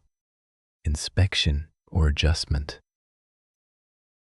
The plant did not slow down for a decision. At 3:15 the line kept its rhythm, presses cycling with the same flat thud they had used since morning, and Frank stood at his gauge table with Lot 47C's card in front of him, like something he had already been holding too long. He had rechecked the plates twice since noon. The drift was small, a shy few thousandths past tolerance, the kind of number a man could talk himself past if he wanted supper on time and gas in the truck. But it was there both times, steady as a bad tooth. He wrote it down again anyway, because writing it down was the only part of the day that still felt entirely his. Ackerman came by at 3:40, sleeves rolled, clipboard tucked under one arm like a man carrying good news he hadn't opened yet. "Miller, you got a minute?" It wasn't a question, so Frank didn't answer it as one. He set the micrometer down carefully, the way he always did, cloth first. "Card says approved," Ackerman said, tapping it. "You want to change that to hold, that's yours, say. I'm not fighting you on the number." But the words you wrote, he turned the card so Frank could see his own handwriting facing back at him. Inspection required. Company likes adjustment better. Cleaner. Doesn't sound like something legal's going to ask about. It's the same finding either way. Sure. But inspection reads like we think something's wrong. Adjustments reads like we're just tuning a machine. Nobody downstream gets nervous. You still get your overtime signed for tonight. We still make the shipment window Monday. Everybody's happy. Frank looked past him at the wire above the drill press, still bare where his tag used to hang. Nobody had explained that yet, and nobody had asked him to explain it either. That silence had a shape all its own. Adjustment's not what happened, Frank said. I measured a batch out of tolerance. That's inspection. It's one word, Frank. It's the word that's true. Ackerman didn't get angry. He was too tired for anger by 3 in the afternoon on a Friday, and Frank understood that better than most men would give him credit for. Ackerman had a wife of his own, and a mortgage, and a boss above him who had a boss above that, all the way up to some office where a chart mattered more than a plate. There's no board you can call about this, Ackerman said, not unkindly. No number posted on the wall for you to dial if you don't like a word choice. You know that. Union reps off Friday afternoons. So it's you and me and a card, and I'm asking you to make my night easier. I know there's no board, Frank said. He did know it, the way he knew the sound of a bad bearing before it screamed. There was the foreman, there was the steward. If you could find him, there was maybe a phone number for the state if a man got desperate and didn't mind being remembered for it. That was the whole ladder. No hotline waited behind a glass door with someone paid to listen. If he wanted higher ground, he'd have to build it himself, one signature at a time. 6:30 in overtime pay tonight. He'd already done the arithmetic without meaning to. Grocery money, a little toward the boots Tommy needed before the cold set in. Every extra minute on that line was a coin with two faces, and he was tired of not knowing which one Margaret would see when he came home. He thought of the reporter parked near the gate that morning, notebook resting on the wheel, watching men clock in like it was theater. He still didn't know why she'd come, or what she already knew, and the not knowing sat in his chest like swallowed steam. "Give me the card," Frank said. Ackerman handed it over, maybe thinking he'd won. Frank didn't cross out his own words. Instead, he reached for a second card from the stack, unused, the paper still stiff at the corners, and copied every reading in his own hand, the actual measurements, decimal by decimal, nothing softened, nothing rounded kind. He dated it. He initialed it. Then he folded it once and put it in his shirt pocket, behind the time card, where it made the fabric sit a little stiffer against his chest. "What's that for?" Ackerman asked. "My own record," Frank said, "in case somebody wants to remember what the numbers actually were." He handed back the original, with inspection required still standing in his own hand, unchanged, and did not offer to explain further. Ackerman studied it a long moment, then shrugged in the specific way a tired man shrugs when he has decided a fight isn't worth finishing. "Your funeral," Ackerman said without much heat behind it, and walked the card toward the office. At 5:38, Frank stood at the time clock, card in hand, waiting his turn behind two other men, whose faces he'd known for 11 years, and his worries he mostly guessed at. The clock only recorded the minute a man left the floor. It didn't know what he carried out with him, or what waited for him past the gate, or whether Margaret would be standing in the kitchen with her arms folded, having heard already about a woman with a notebook parked near the fence line. He punched out. The card chattered through the machine and stamped its small mechanical truth. 5:38 p.m. Nothing more. Nothing about the copied readings in his pocket. Nothing about the word he'd refused to change. Nothing about whether loyalty to a company and loyalty to a man's own eyes could ever be paid from the same envelope. He walked toward the lot, past the spot where the reporter's car had idled that morning, now empty, and wondered whether the numbers folded against his chest would be the thing that protected him, or the thing that finally marked him as a man his own plant could no longer trust. Scene 13. The person between every call. At 1:26, Margaret set the phone back into its cradle for the fourth time that hour, and stood a moment with her hand still resting on the black plastic, as though it might ring again out of spite before she could turn away. The kitchen had emptied of children. There would be time for the rest of it later.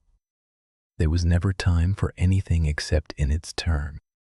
She pulled the grocery ledger toward her, across the table, the one with the marbled cover gone soft at the corners, and opened it to the week's page. Numbers in pencil, columns for meat, bread, milk, sundries. She had learned long ago never to write anything in ink until the pencil figures balanced twice.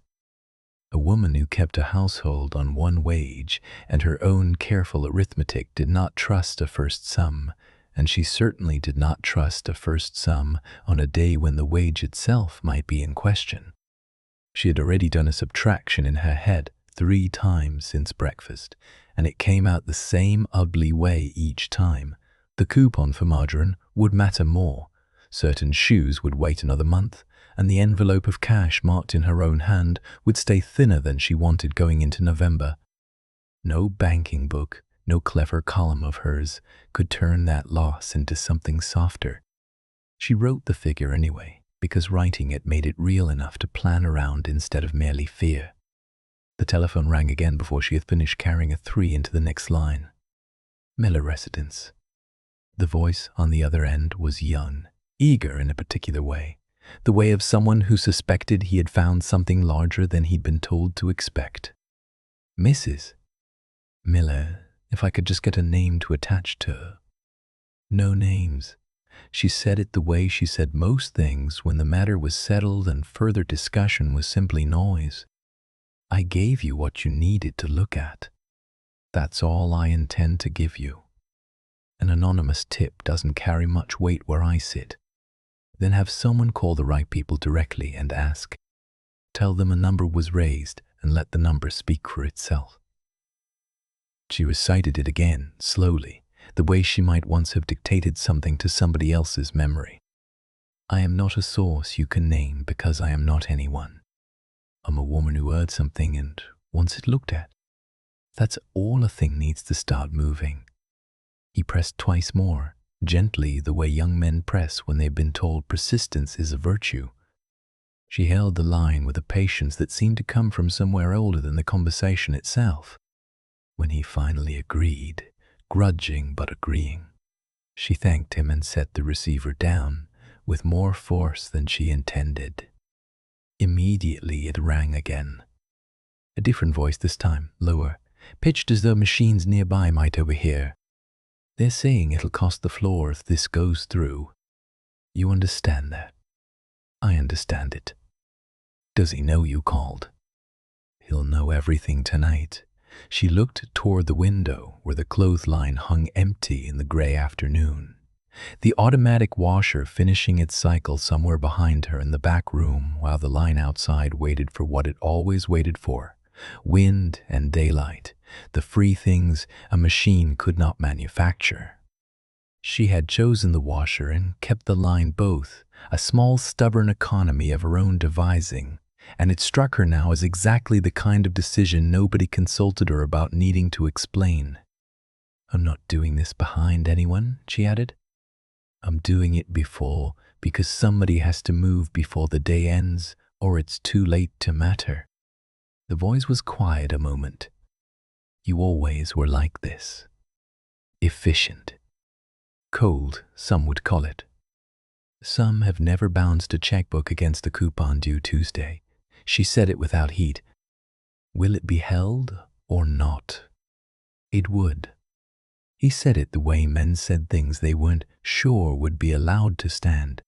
But she trusted the shape of his voice more than his exact words, thanked him and hung up and stood very still in the kitchen's low afternoon light. The wash was nearly done. She went and hung what needed hanging, pins in her apron pocket clicking together with each step, the automatic drum behind her finishing its last spin with the heavy shudder through the floor. Overhead, clouds moved without deciding anything.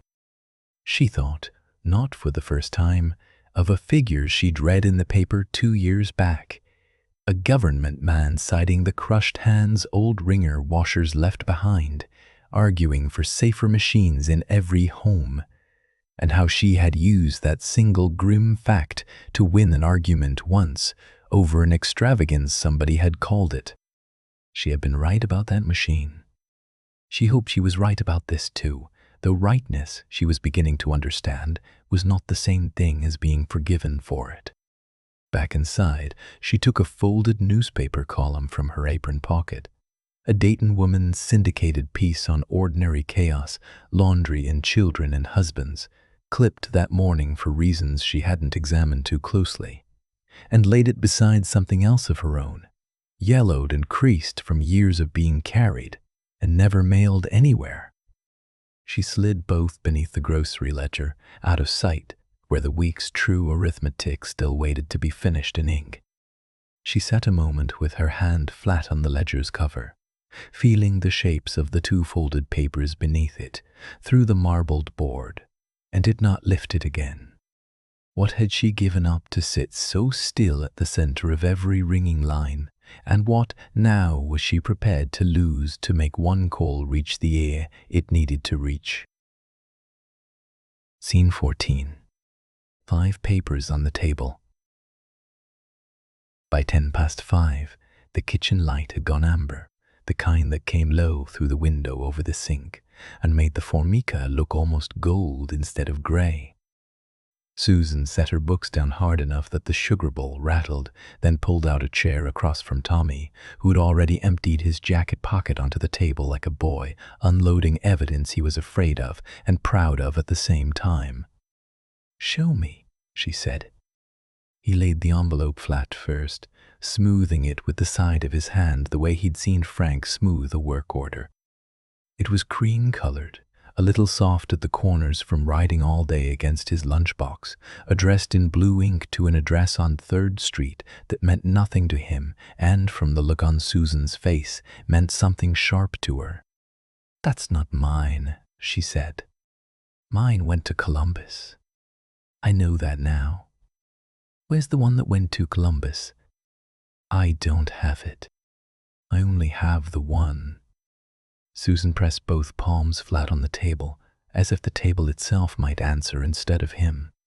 Under her right hand was her carbon copy of the application, the pale violet-gray letters slightly blurred at the edges where the typewriter ribbon had thinned by the 3rd strike. She'd kept it folded in her binder since Tuesday, out of habit, the way Margaret kept every grocery total until the receipt confirmed it. She unfolded it now beside the envelope and studied both. "This one's the copy," she said, tapping the carbon. "You can tell because the letters are soft. No original has soft letters. An original is struck hard enough to leave a dent in the page under it. Mother taught me that from when she worked at the paper before either of us. She said it plainly, the way she might mention a recipe, not yet aware of the weight the fact would carry an hour from now. So if this is the copy, and you're holding an envelope with somebody else's name on it, then my original went somewhere. And it isn't in this house." "Maybe it's in the pile," Tommy said, and reached for the stack Susan had already started building. Arithmetic paper, application carbon, and now, unbidden, the newspaper clipping that had slid out of her civics folder along with everything else. It had traveled home from the drugstore in her pocket for 2 days, unexplained, ever since their mother pressed it into her hand the evening before. Susan smoothed the clipping flat beside the other papers. Old newsprint, brittle at the fold, the byline printed above 3 columns of type, Margaret Doyle. Not Miller. Doyle. "That's Mother's name," Tommy said. "Before she married Dad." "I know whose name it is," Susan said, though she didn't yet know what it proved, only that it belonged on the table with everything else, because everything that had gone wrong today seemed to want to sit on this table, under this light, waiting to be sorted like laundry. She laid Tommy's arithmetic sheet next to the clipping, pencil dents pressed clean through in 3 places where he'd erased and pressed too hard, numbers crossed and rewritten, a red ink D circled twice by Mr. N. Halloran. Beside that she set the torn corner of grocery envelope where Margaret kept her running. Total of eggs and coffee and the shoe money she was saving for Tommy, with times written in the margin. 3:40, 45, 4545.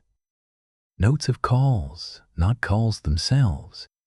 Nobody had the calls, only the record that they had happened. For a moment the two of them just looked at what they'd assembled. Carbon, envelope, arithmetic, clipping, grocery notes. 5 different kinds of paper, making 5 different kinds of accusation, none of them agreeing. "If Mother took my original to keep me out of the paper," Susan said slowly, thinking aloud the way she did when she wasn't sure she believed herself, "then why would she have this? She touched the byline, sitting in a drawer all this time." "You don't keep proof you used to write and then stop somebody else from doing it unless—" Unless she's not stopping you, Tommy said. Unless she's doing something else and it just looks like stopping you. Susan didn't answer. She was staring at the clipping, at the small serif type, trying to imagine her mother young enough to have a byline instead of a grocery list. The phone rang. It rang the way it always rang in that kitchen, loud enough to fill every room in the house at once, impossible to ignore, impossible to silence except by walking to it and lifting the receiver, because there was no other way to make it stop. Susan's hand jerked and knocked the carbon half off the table. Tommy caught it before it hit the floor. "Don't answer it," Susan said, too late because their mother's voice was already coming from the hallway. Quick footsteps on the linoleum, the receiver lifted mid-second ring. Miller residence, a pause. "Yes, this is she." Susan and Tommy sat frozen over their papers, straining without daring to look like they were straining. Their mother's voice dropped low, the words losing their edges the way a radio signal thinned under static, until all that came through clearly was the shape of a sentence and not its meaning. By the time the receiver clicked back into its cradle, the moment for finishing the sentence together, for lining up envelope against carbon, address against address, until the whole picture locked into place, had passed.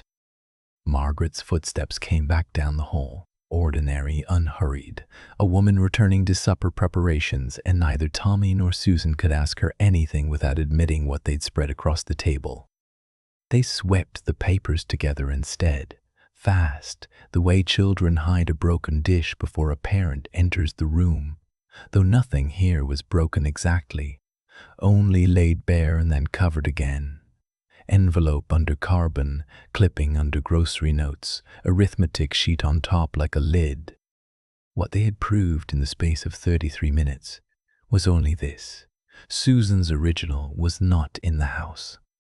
Not in her folder, not in Margaret's drawer, not on the counter where the morning mail had once lain in 2 long envelopes side by side. Whether it had reached the mailbox at all, whether the chute had closed on it the way Tommy remembered the chute closing that morning, remained as unproven as it had been at noon. Susan folded the clipping last, running her thumb once over the printed name that was her mother's and wasn't. "Why," she said, mostly to herself, "would she still have this? In her own name. From before either of us?" Scene 15. The car they cannot explain. Frank Miller pulled out of the Merritt lot at 5:38 with the recopied readings folded twice in his shirt pocket, over his heart, where the rejection tag used to sit before it disappeared from the wire. He told himself the tag did not matter now. He had the numbers again, in his own hand, in his own pencil, and no one could argue with a column of figures that repeated itself 3 times running. He told himself several other things too, all the way down Kessler Avenue, and none of them held. The Ford was a 1963 Fairlane, blue going gray at the hood, with a lap belt bolted into the front bench and nothing at all for the shoulder. Frank had checked that himself the week the plant put out its first bulletin about the coming belt anchor contracts, running his hand along the webbing to feel for fraying, the way he checked every gauge before he trusted a reading. A lap belt held a man in his seat. It did nothing for the sudden forward pitch of his upper body, and everyone in the shop knew some other car someday would carry the shoulder strap the government was about to require. Frank had thought of that bulletin twice already today. Once when the drift showed up under his gauge, and once now, alone at a red light, his own belt loose across his hips while his mind ran ahead of the car. Where his mind ran was Lot 47C and the reporter. He had heard about the man from Kowalski before he ever saw him, a stranger with a notepad standing near the gate at shift change, asking easy questions in a voice too smooth for a supplier's inspector. Frank had not stopped to hear what the questions were. He did not need to. A red tag disappears from a wire, a lot ships anyway, and then a man with a notepad appears at the very gate where that lot passed through. Frank was not a man who believed in coincidence. He believed in cause and effect, in tolerances and talk, in the plain mechanical truth that one thing leads to another, whether you like the second thing or not. And the only person he could think of who knew enough and who talked to strangers on the telephone and who wanted names kept quiet was his own wife. The light changed. Frank drove on, turning right on Fenmore instead of straight through on Delco, because Delco had been closed since Tuesday for resurfacing, and everyone on this end of town knew it the way they knew their own porch steps. He'd walked this stretch delivering papers 25 years before, back when a boy learned every alley and shortcut in a neighborhood by heart, because there was nothing else to guide him. No dashboard voice reading turns off a screen, only the map folded in his own head and the radio traffic report if he was lucky enough to catch it between songs. He caught it now, thin and crackling. Detour remains in effect on Delco Avenue between 5th and Linden through the weekend. He already knew that. It cost him 4 minutes anyway. 4 minutes he did not have to spare and used up complaining silently to the windshield. At the Sinclair station on Baymar, he slowed without deciding to, the old habit of a man who had once run dry 2 blocks from home and learned to watch his gauge as closely as any other. The tank rid comfortably full. He did not need gas. He needed, he realized, only a place he could stop the car and think, and a station with 2 bays and a payphone chained the outer wall offered exactly that, if he let it. He did not pull in. He told himself there was nothing to say into a phone that Margaret would not twist into something else, and drove on. By 5:51, he was crossing the rail spur, where the road narrowed to 1 lane behind a slow-moving coal truck, and it was there, waiting behind that truck with his hands tight on the wheel, that the bulletin came through the radio's static in full. And in space news, scientists continue analyzing data from Mariner 5, which passed within 2,500 miles of Venus on Tuesday. Instruments aboard the craft recorded the planet's atmosphere and magnetic field as the probe swept past, sending its findings back across more than 30 million miles of empty space. Frank eased off the gas without meaning to, letting a gap open ahead of the coal truck. 30 million miles. A radio dish somewhere had waited for a signal thinner than static, weaker than the crackle-fighting Lulu's song through Susan's little transistor that morning, and it had recorded what came, faithfully, without deciding in advance what it wanted to hear. Nobody at that dish had said, "We already know what Venus is like, let's just write down what makes sense." They had taken the numbers as they arrived, because a true signal from that far away could only be trusted if no one touched it on the way in. Frank thought of his own folded readings, and of the wire where a tag used to hang, and of a stranger with a notepad at his own gate, and something in him went very quiet. He had assumed the whole drive that Margaret's phone call was an act against him, a betrayal wearing his own kitchen's voice. But a call was not automatically a wound. It could also be exactly what that dish had done, recording something honestly, letting it be checked by someone who was not too close to wanted to look a certain way. He did not know yet whether that was what she'd done. He only knew, watching the coal truck's tailgate rattle ahead of him, that he had spent the last 20 minutes building a case out of gaps he had no way to fill, the same way a man might read failure into distant static instead of admitting he simply lacked the instrument to be sure. He had no way to call ahead and ask her. There was no number for the fare lane, no way for Margaret to know whether he was stuck behind a coal truck or standing in some foreman's office defending his numbers all over again. The uncertainty would only end when his headlights swung into the drive, the same as it always had, the same as it would for any man whose family waited without knowing why he was late. The coal truck turned off at Linden. Frank pressed the accelerator down and felt the old Ford gather itself, lap belt loose across his hips, pocket heavy with numbers he still believed in. He turned onto Whitfield Street at 6:04. Porch lights were coming on up and down the block, the ordinary gold of a Friday evening settling over lawns and hedges the way it did every week of the year. His own porch light glowed too, small and steady, the one thing about this evening that had not changed since he left that morning. He killed the engine in the drive and sat for a moment with his hand on the door. Would he walk into that kitchen as a man ready to accuse, or as a witness willing to listen, or simply as a father coming home to a supper he had no right yet to spoil? Scene 16. What each person thought. The four of them were seated at the same table, where they had eaten 1,000 ordinary suppers, and for a moment no one touched the food.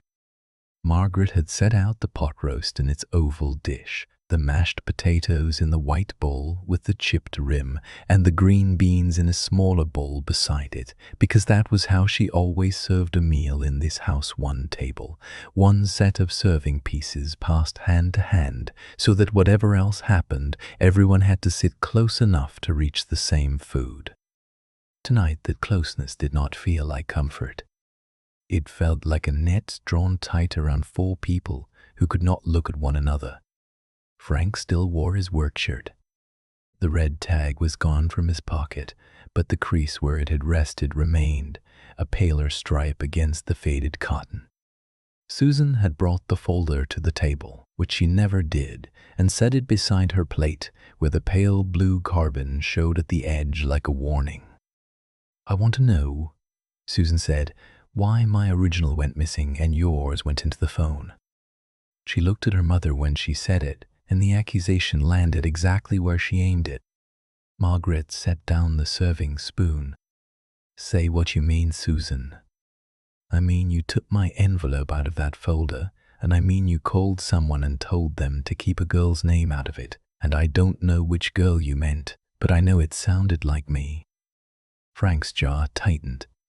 He was thinking of the gate, of the young man in the gray coat who had called his name across the lot that afternoon, and the thought arranged itself into an accusation of its own. "And I want to know," he said, "why a reporter knew where I work." He said it to Susan. For a moment the kitchen held four separate versions of the evening, each one built from a fragment that pointed at the wrong person. Susan believed her mother had buried her chance out of some old resentment about being asked and not told. Frank believed his daughter's ambition had spilled past the family and into his shop floor, dragging his name behind it. Tommy, hunched low over his plate, believed only that if he did not speak soon, whatever was breaking at this table would be partly his fault, and no one would ever know it. He set down his fork. "There were 2 envelopes," he said. "I couldn't tell which one Mom meant. I picked the wrong one and figured it out at school, and I mailed the other one late, and I don't know if it made it, and I should have told everybody a long time ago instead of just today." The room went very still. Margaret looked at her son, the way she looked at a column of figures that finally balanced, some private tension in her leaving her shoulders. "That's the missing original," she said quietly. "Not me." Susan's mouth opened, then closed. The evidence she had built her anger on an empty folder, a mother speaking into a telephone about someone's name, had just lost its simplest explanation, and she did not yet know what remained. "Then whose name were you keeping out?" she asked, quieter now. Margaret folded her hands beside the potatoes. "Yours," she said. "And your father's. I called a reporter I knew years ago when I worked a desk before any of you were born, and I asked him to verify something, not to print an accusation with a family's name attached to it. That's a different thing, Susan. Verification isn't exposure. I wanted someone outside this house to look, quietly, at whether a batch of pots at Merritt was as bad as your father thought. I never gave him Frank's name. I never gave him yours. I said keep her name out of it because I meant you, because I did not want anyone deciding your application was interesting, because your father's plant was in trouble." Frank set down his coffee cup harder than he meant to. You called a reporter about my shop. I called someone I trust to ask a question, Margaret said. Not to publish one. Susan looked between them, the folder forgotten under her hand. Then I didn't expose you, she said to her father, and something in her voice cracked open with relief and shame together. I thought when I saw him at the gate, I thought I'd done that. I thought my application had cost you. You didn't, Margaret said. I did that part. Alone. The kitchen light hummed over the table where the grocery slip still lay from the afternoon, beside Frank's folded paycheck stub with its unwritten overtime hours. Margaret had set them there earlier without thinking, the way she always laid the week's numbers side by side before deciding what supper could afford. Now the numbers sat in plain view of all of them, the total for meat and milk and bread on one side, the wage that a shipment hold might quietly erase on the other. If that batch gets held, Frank said slowly, there's no overtime this month. Maybe less than that. I know, Margaret said. I did the sum before I made the call. Frank looked at the paper a long moment, and something in him gave way that had nothing to do with anger. The plates were bad, he said. I checked them twice. The gap was there, same as I told you. I didn't lose my nerve. I lost my tag. Then say so to someone who can hold the batch, Margaret said. Not to me. To your steward. Tonight, if you can find him. Tommy, watching them both, thought of the 2 pins his father sometimes used to check a plate's edge. How a fraction of daylight between them meant the whole piece was wrong, even when it looked straight to the eye. He had not understood, until now, that his own mistake with 2 envelopes and his father's mistake with 2 pins were made of the same kind of arithmetic. The difference between careless and careful measured in a gap most people would never notice. Susan closed the folder gently as though it might still tear. So the batch could already be gone, she said. Already on a truck somewhere. No one answered her. Margaret looked at Frank, waiting, and Frank looked at the paycheck stub lying beside the grocery total, and for a long moment, the only sound in the kitchen was the furnace ticking on somewhere beneath the floor, patient and indifferent, while 4 people who loved each other tried to decide whether a man who stood to lose his overtime would be believed when he said the numbers were true. Scene 17. The machine on the screen. By 7 o'clock, the supper dishes stood drying in the rack, and the Miller living room had rearranged itself the way it did most Friday nights. Frank in the good chair with the ottoman pulled close, Margaret at the end of the couch nearest the telephone table, Susan cross-legged on the floor with her homework folder open and mostly ignored, and Tommy flat on his stomach in front of the television, close enough that Margaret twice told him to move back before his eyes went square. There was only the one set in the house, and only the one channel that came in clean enough to watch without a headache, and so there was no question of anyone choosing something else. At 7, the network gave them Star Trek, and Star Trek was what they would have, together, whether all 4 of them wanted it or not. Frank had been quiet since supper, wiping his hands on his trousers, though they were already clean, and Margaret had said nothing about the telephone since dessert, which Susan had noticed, and Tommy had not. The screen brightened the way it always did, a white point swelling into a picture, and then a starship's underside slid across a field of gray stars, while an announcer's voice promised strange new worlds. Snow crawled the left edge of the picture. Frank leaned forward and turned the smaller dial beside the channel selector, easing it a hair to the left, then a hair to the right, until the rolling stopped and the picture held steady and silver-toned against the dark room.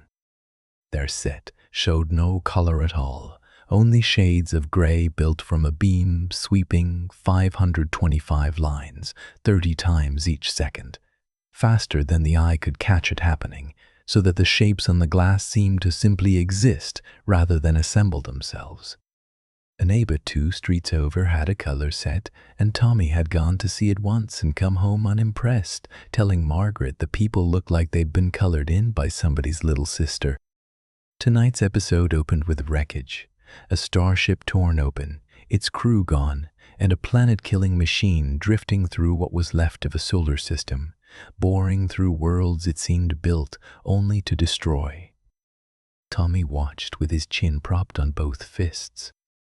"It doesn't want anything," he said, mostly to himself. "It's not being mean. It's just doing what it was made to do." "Some things are like that," Frank said, and did not explain further, and Margaret glanced at him but let it pass.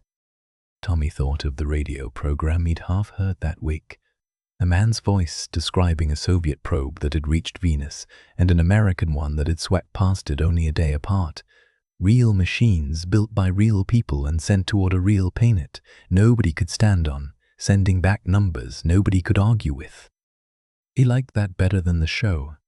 In a way he couldn't have said aloud without sounding strange.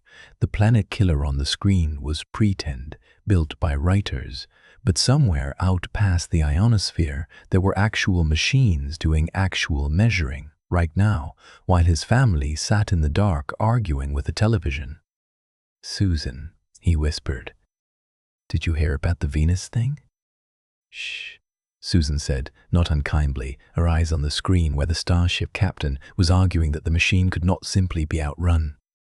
The tension built the way it always did on the program, a slow tightening with no place to release it, and it was at the moment the captain ordered his ship into the machine's very gullet, the drama pulled taut as wire, that the telephone rang. Nobody moved for a full second. Then Frank was up out of the chair before the second ring finished, and Margaret was already reaching, and this time Frank got there first. Miller Residence. His voice had gone flat and careful. The television could not be stopped for this.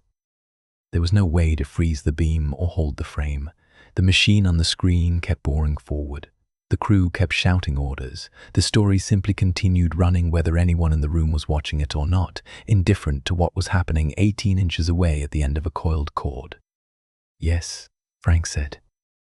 "This is Frank Miller." A pause longer than the first. Susan's pencil had stopped moving against her folder.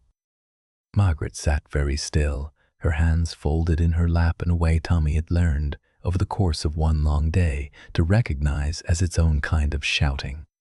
"You're holding it," Frank said. Not a question. He listened again, and something in his shoulders that had been drawn tight since Tuesday let go by degrees, the way a rope lets go when the weight finally comes off it. No, I stand by the readings.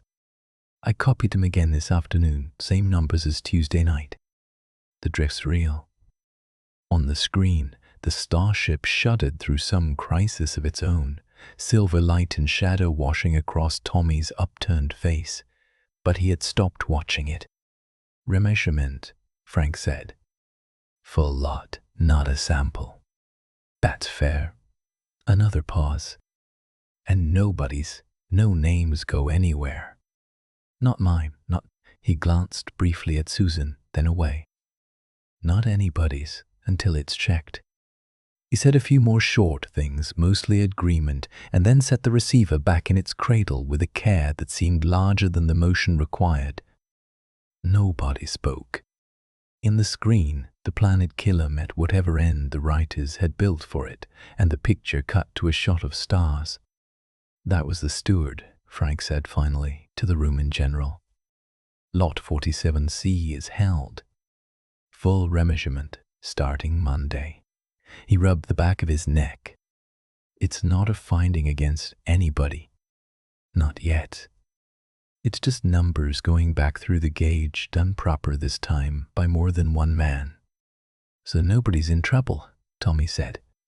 "Nobody's accused of anything," Frank said, which Tommy understood, even at 10, was not quite the same sentence.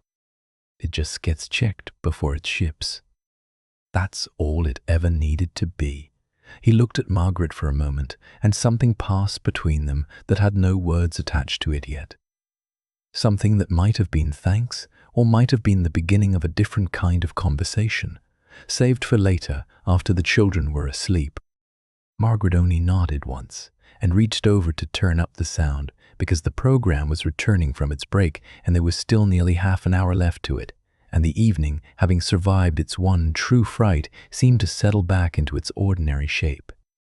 Susan sat with her pencil resting against the folder, not writing, watching her mother's calm profile in the grey television light, and thinking not of the machine on the screen, which had already stopped seeming important, but of a much smaller mystery that Friday had never quite let go of. 2 envelopes, 1 address remembered wrong, and a mother who had known, without being told, exactly which words a stranger on a newsroom telephone would need to hear before he would agree to check anything at all. Scene 18.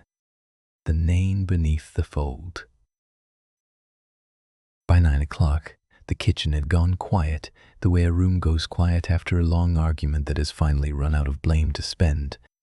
The supper dishes stood dried on the rack. The radio murmured, low in the corner, tuned to the late news, and nobody had reached to silence it, as if the sound of other people's troubles made the house feel less alone with its own.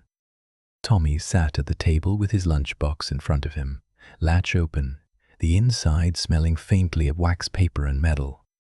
Susan sat across from him with her folder, the blue carbon smoothed flat under one hand. Between them lay a single long cream envelope, sealed still, turned face up for the first time all day. "Show me again," Susan said. "Exactly how you had them." Tommy turned the envelope so the address faced her. "There were 2 this morning.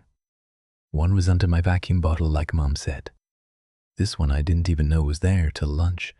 It must have slid under the lid when I shut it." He touched the flap, the one that had ridden home with him all afternoon, like a stone he could not put down. "At the box on Maple, I only pulled the one I thought was yours and mailed it. I didn't check twice. I was already late." Susan held her carbon beside the envelope on the table, letter for letter. The address did not match her own note at every line. A street number curled differently. A box number was missing where her carbon had 1 written in the margin. "This isn't mine," she said quietly. "This is the letter meant for the city editor. It is not my program application." "Then where's yours?" Susan looked toward the front hall, toward the small brass mail slot in the door, and did not answer right away. Margaret came in from the front room carrying a shallow tin box she had not opened in years. She set it on the table without ceremony, the way she set down a grocery list. "I put your original under the vacuum bottle myself, before either of you were awake to argue about it," she said. "The second one must have slid loose beneath the lid without my seeing it. I don't have a receipt to show you. No postmark, no one who watched the flag go up on that box this morning. What I know is what I set where, and what this one tells us now that it's sitting on the table instead of in a mail sack somewhere between here and the newsroom. So you don't actually know it went?" "No," Margaret said plainly. "I know only that this envelope did not go, because it's here. If Tommy mailed one and kept one, and this is the one he kept, then the one he mailed was the application addressed to the regional program, not the envelope meant for the city editor's desk. That's the only certainty the addresses give us. The rest is Mondays to answer, same as everything else in this house tonight." Tommy's shoulders came down an inch anyway, as though a weight he'd carried since the mailbox chute struck shut that morning had finally been handed to someone tall enough to help him hold it, even without a promise underneath it. "So I didn't lose it," he said. "You didn't lose anything," Margaret said. "You carried a spare all day and told the truth about it the moment it mattered. That's not the same as failing, whatever Monday brings."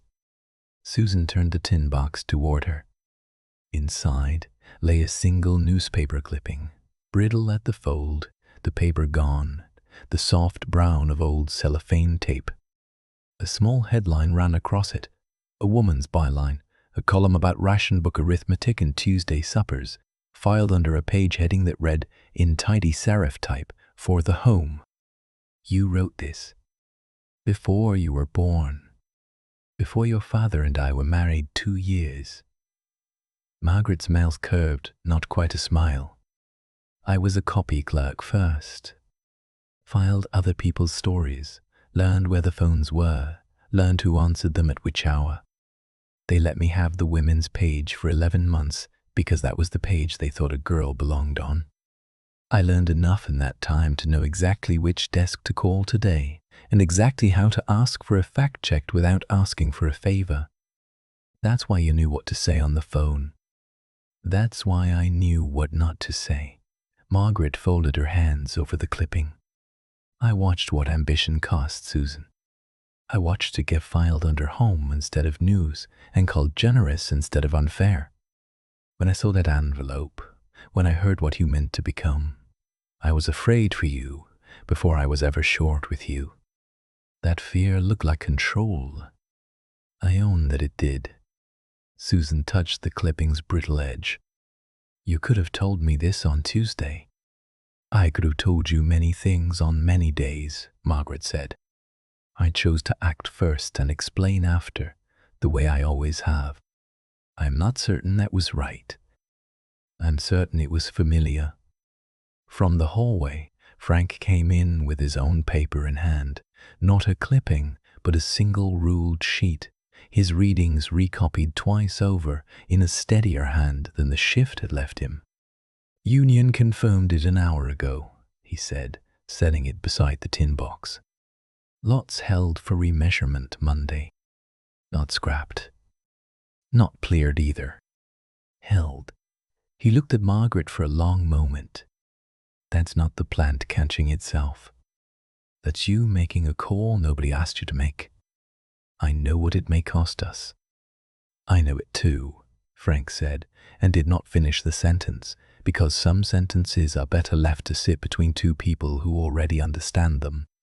On the radio, low and steady, an announcer described tomorrow's demonstration expected at the Pentagon, tens of thousands anticipated by some estimates, marshals assigned, speeches planned, a long walk across a bridge that would be on every front page by Monday. The Miller kitchen went still to listen, the way small rooms sometimes listen to very large ones. Whole countries arguing about who owes who what, Frank said at last, switching the dial down. We're not deciding any of that at this table. No, Margaret agreed. Just one lot number. One envelope we can't be sure of yet. One paper. She looked toward Tommy's mass sheet, still tucked under his lunchbox lid where he'd hidden it that morning. Bring that here.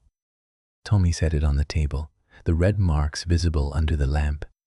Frank drew 2 pins from his shirt pocket, set them a measured distance apart, and showed his son how a fraction of an inch, unnoticed, could tilt a plate enough to matter. Numbers aren't the enemy, Frank said. Not looking at them is. By 10:30, the kitchen had gone through its last small ceremonies. Susan slid her carbon into the folder beside Margaret's clipping. Frank folded his readings into a plain envelope for Monday's steward. Tommy relatched his lunchbox, tested it twice, and set it by the door. Margaret sharpened a pencil at the counter, the shavings curling into the sink, and laid it beside the folder for morning. Nobody in that kitchen yet knew whether the shipment hold would cost a week's overtime, whether an envelope now somewhere between Maple Street and the regional youth journalism program would ever be opened, or what Monday's newspapers would say about a demonstration none of them had yet seen begin. The porch light burned on outside the window, waiting for whatever the morning would decide to bring.